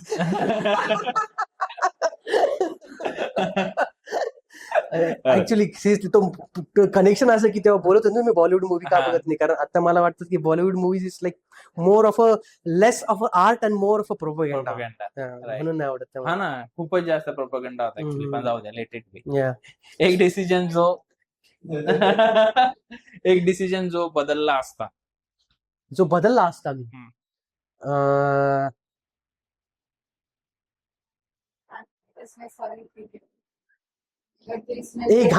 एक असा डिसिजन घेतलाय मी, तो मला घ्यावा लागला ऍक्च्युअली, की माझ्या फॅमिलीचा बिझनेस आहे, ठीक आहे, म्हणजे माझ्या वडिलांच्या साईडचा, की मला माझे जे काका होते ते सांभाळत होते and he wanted me to be part of that That business business, after my engineering, but he pass again. But so I had to change that decision and go for like my dreams. He was like ready to take me and like, कि अब ये संभालेगा type. Yeah, but if I would have taken that decision, मी आता पूर्णपणे वेगळा असतो. बरोबर. Like खूप वेगळा असतो मी. आता तुमच्या लाईफ मध्ये असा थोडस आपण आता पॉडकास्टच्या शेवट आलो आहेत, बऱ्याच हम्म. साऱ्या गोष्टी आपल्याला डिस्कस करून झाल्या, तर तुमच्या लाईफ मध्ये असा कोण आहे ज्याच्याशिवाय ही जर्नी शक्य झाली नसती? माझे आई वडील, म्हणजे त्यांनी सब, I am a single child, ठीक आहे. तर you can understand like single child जेव्हा बाहेर जातो बरोबर. आणि येणं इतकं सोपं नाहीये, बट ते सपोर्टेड मी अलॉट. म्हणजे मी जेवढं काही माझं करिअर आहे ते त्यांच्यामुळे झालं असं मी बोलेन. आणि दुसरं आता माझी वाईफ, जी आता still carrying it on. So yeah, so basically it's my family. आता तुम्ही आयुष्यात इतक्या सगळ्या गोष्टी केल्या, त्याही परफेक्टली करत आला आहात, पण तुमच्या परफेक्टली ओके. आम्हाला तसं म्हणायला हरकत नाही. हा, पण मग तुमच्या ओन लाईफ मध्ये अशी एखादी गोष्ट होती जी आधी कळली असती तर बरं झालं असतं? आधी कळली असती तर बरं झालं असतं. आधी जर मला कळलं असतं की मी खूप शॉर्ट टेम्पर्ड होतो आणि I had to take a lot of efforts in my life to reduce that short temper. Temper. आधी कॉलेजमध्ये असताना म्हणजे गरम रक्त टाईप. आणि ते मी जेवढं लवकर ते कमी करू शकलो असतं तेवढं मला अजून बेटरमेंट अजून better झाले असते. असते. So great. सो आजच्या आपण पॉडकास्ट मध्ये बऱ्याच साऱ्या गोष्टी डिस्कस केल्या related to your personal life, तुमची पूर्ण जर्नी, आपण करिअर पाथ आपल्या ऑडियन्सला सांगितला, मरीन इंजिनिअरिंगची पूर्ण जी स्ट्रीम आहे पूर्ण म्हणजे डिस्कस केली, बऱ्याच साऱ्या गोष्टी शिकायला भेटल्या. आय होप की जेवढे ऑडियन्स आपल्याला बघतायत त्यांना बऱ्याच साऱ्या, म्हणजे तुम्ही त्यांच्या आईला जरी हा पॉडकास्ट दाखवला तरी तिला कळेल अशा पद्धतीने एक्सप्लेन केलं आहे. आणि आईला कन्व्हिन्स करायला उपयोग होईल की नाही मला आयटी इंजिनिअरिंग नाही करायची आहे, मला मरीन साईडला जायचं आहे, किंवा कुठली दुसरी ही व्हॉट एव्हर ज्याच्यात तुमची इच्छा आहे तुम्ही स्वतः डिसिजन घ्या. कारण की ऍट द एंड काम तुम्हाला करायचं आहे. जे तुम्हाला आवडलं ते काम केलं तर बेटरमेंट तुमच्यासाठीच होणार आहे. मग त्याच्यात कमी पैसे राहिले तरी चालेल, पण मग सुखी राहा. सो ते इव्हेंच्युअली लोकांना कळतं. ते एज वाईज ती मॅच्युरिटी एज वाईज येते. जेव्हा आपण नवीन ग्रॅज्युएट झालं असतो तेव्हा पैसा पाहिजे असतो, आणि मग नंतर हळूहळू की अरे ये पैसा इतना इम्पॉर्टंट नाहीये, आपली खुशी इम्पॉर्टंट आहे, या गोष्टी कळत जातात. बट आता कितीही सांगितलं तरी ते लोकांना इतक्या लगेच समजणार नाही. But it's a good intimation. बरोबर. So thank you sir. Thank you so much. खूप मजा आली तुमच्याबरोबर या सगळ्या गोष्टी डिस्कस करून. आय होप तुम्ही परत जेव्हा इंडियामध्ये याल राहायला आले तर वेल अँड गुड, पण व्हिजिटलाही आले तरी आपण तेव्हा परत एक पॉडकास्ट करू. परत अजून दुसऱ्या बऱ्याच साऱ्या गोष्टी तोपर्यंत तुम्ही एक्सप्लोर करून आलेले असाल ते आपण आपल्या प्रेक्षकांना सांगू. चालेल. मी दरवर्षी भारतात येत असतो. नेक्स्ट इयर सेम टाइम एक पॉडकास्ट. आणि तोपर्यंत आपला ऑडियन्स खूप जास्त वाढलेला असेल. आता आपल्याकडे 60-70 हजाराचा ऑडियन्स आहे. नेक्स्ट इयर 6-7 लाखाचा असेल. सो तुमच्याकडे अजून मोठा प्लॅटफॉर्म आणि मोठा ऑडियन्स असेल गाईड करायला बेसिकली, आणि गरज आहे. Thank you very much. पुन्हा एकदा आपण नक्की भेटू द सोशल एक्स वरती. Thank you so much. So I hope तुम्हा सगळ्यांना हा पॉडकास्ट खूप जास्त आवडला असेल. जर तुम्हाला काही गोष्टी यातून शिकायला भेटल्या तर नक्की कमेंट करून सांगा की कुठल्या नवीन गोष्टी शिकायला भेटल्या, आणि अजून काही गोष्टी जाणून घ्यायच्या असतील वेगवेगळ्या फील्ड्स बद्दल तर तेही कमेंट करून सांगा. मी नक्कीच ट्राय करेल की नेक्स्ट पॉडकास्ट त्या रिलेटेड करूया आपण. आणि जर आवडला असेल पॉडकास्ट तर नक्की तुमच्या फॅमिली बरोबर शेअर करा, मित्रांबरोबर शेअर करा, मैत्रिणींबरोबरही शेअर करा, काही प्रॉब्लेम नाही. आणि लाईक आणि कमेंट करून जा, आणि सबस्क्राईब देखील आपल्या चॅनलला करून ठेवा. Thank you very much.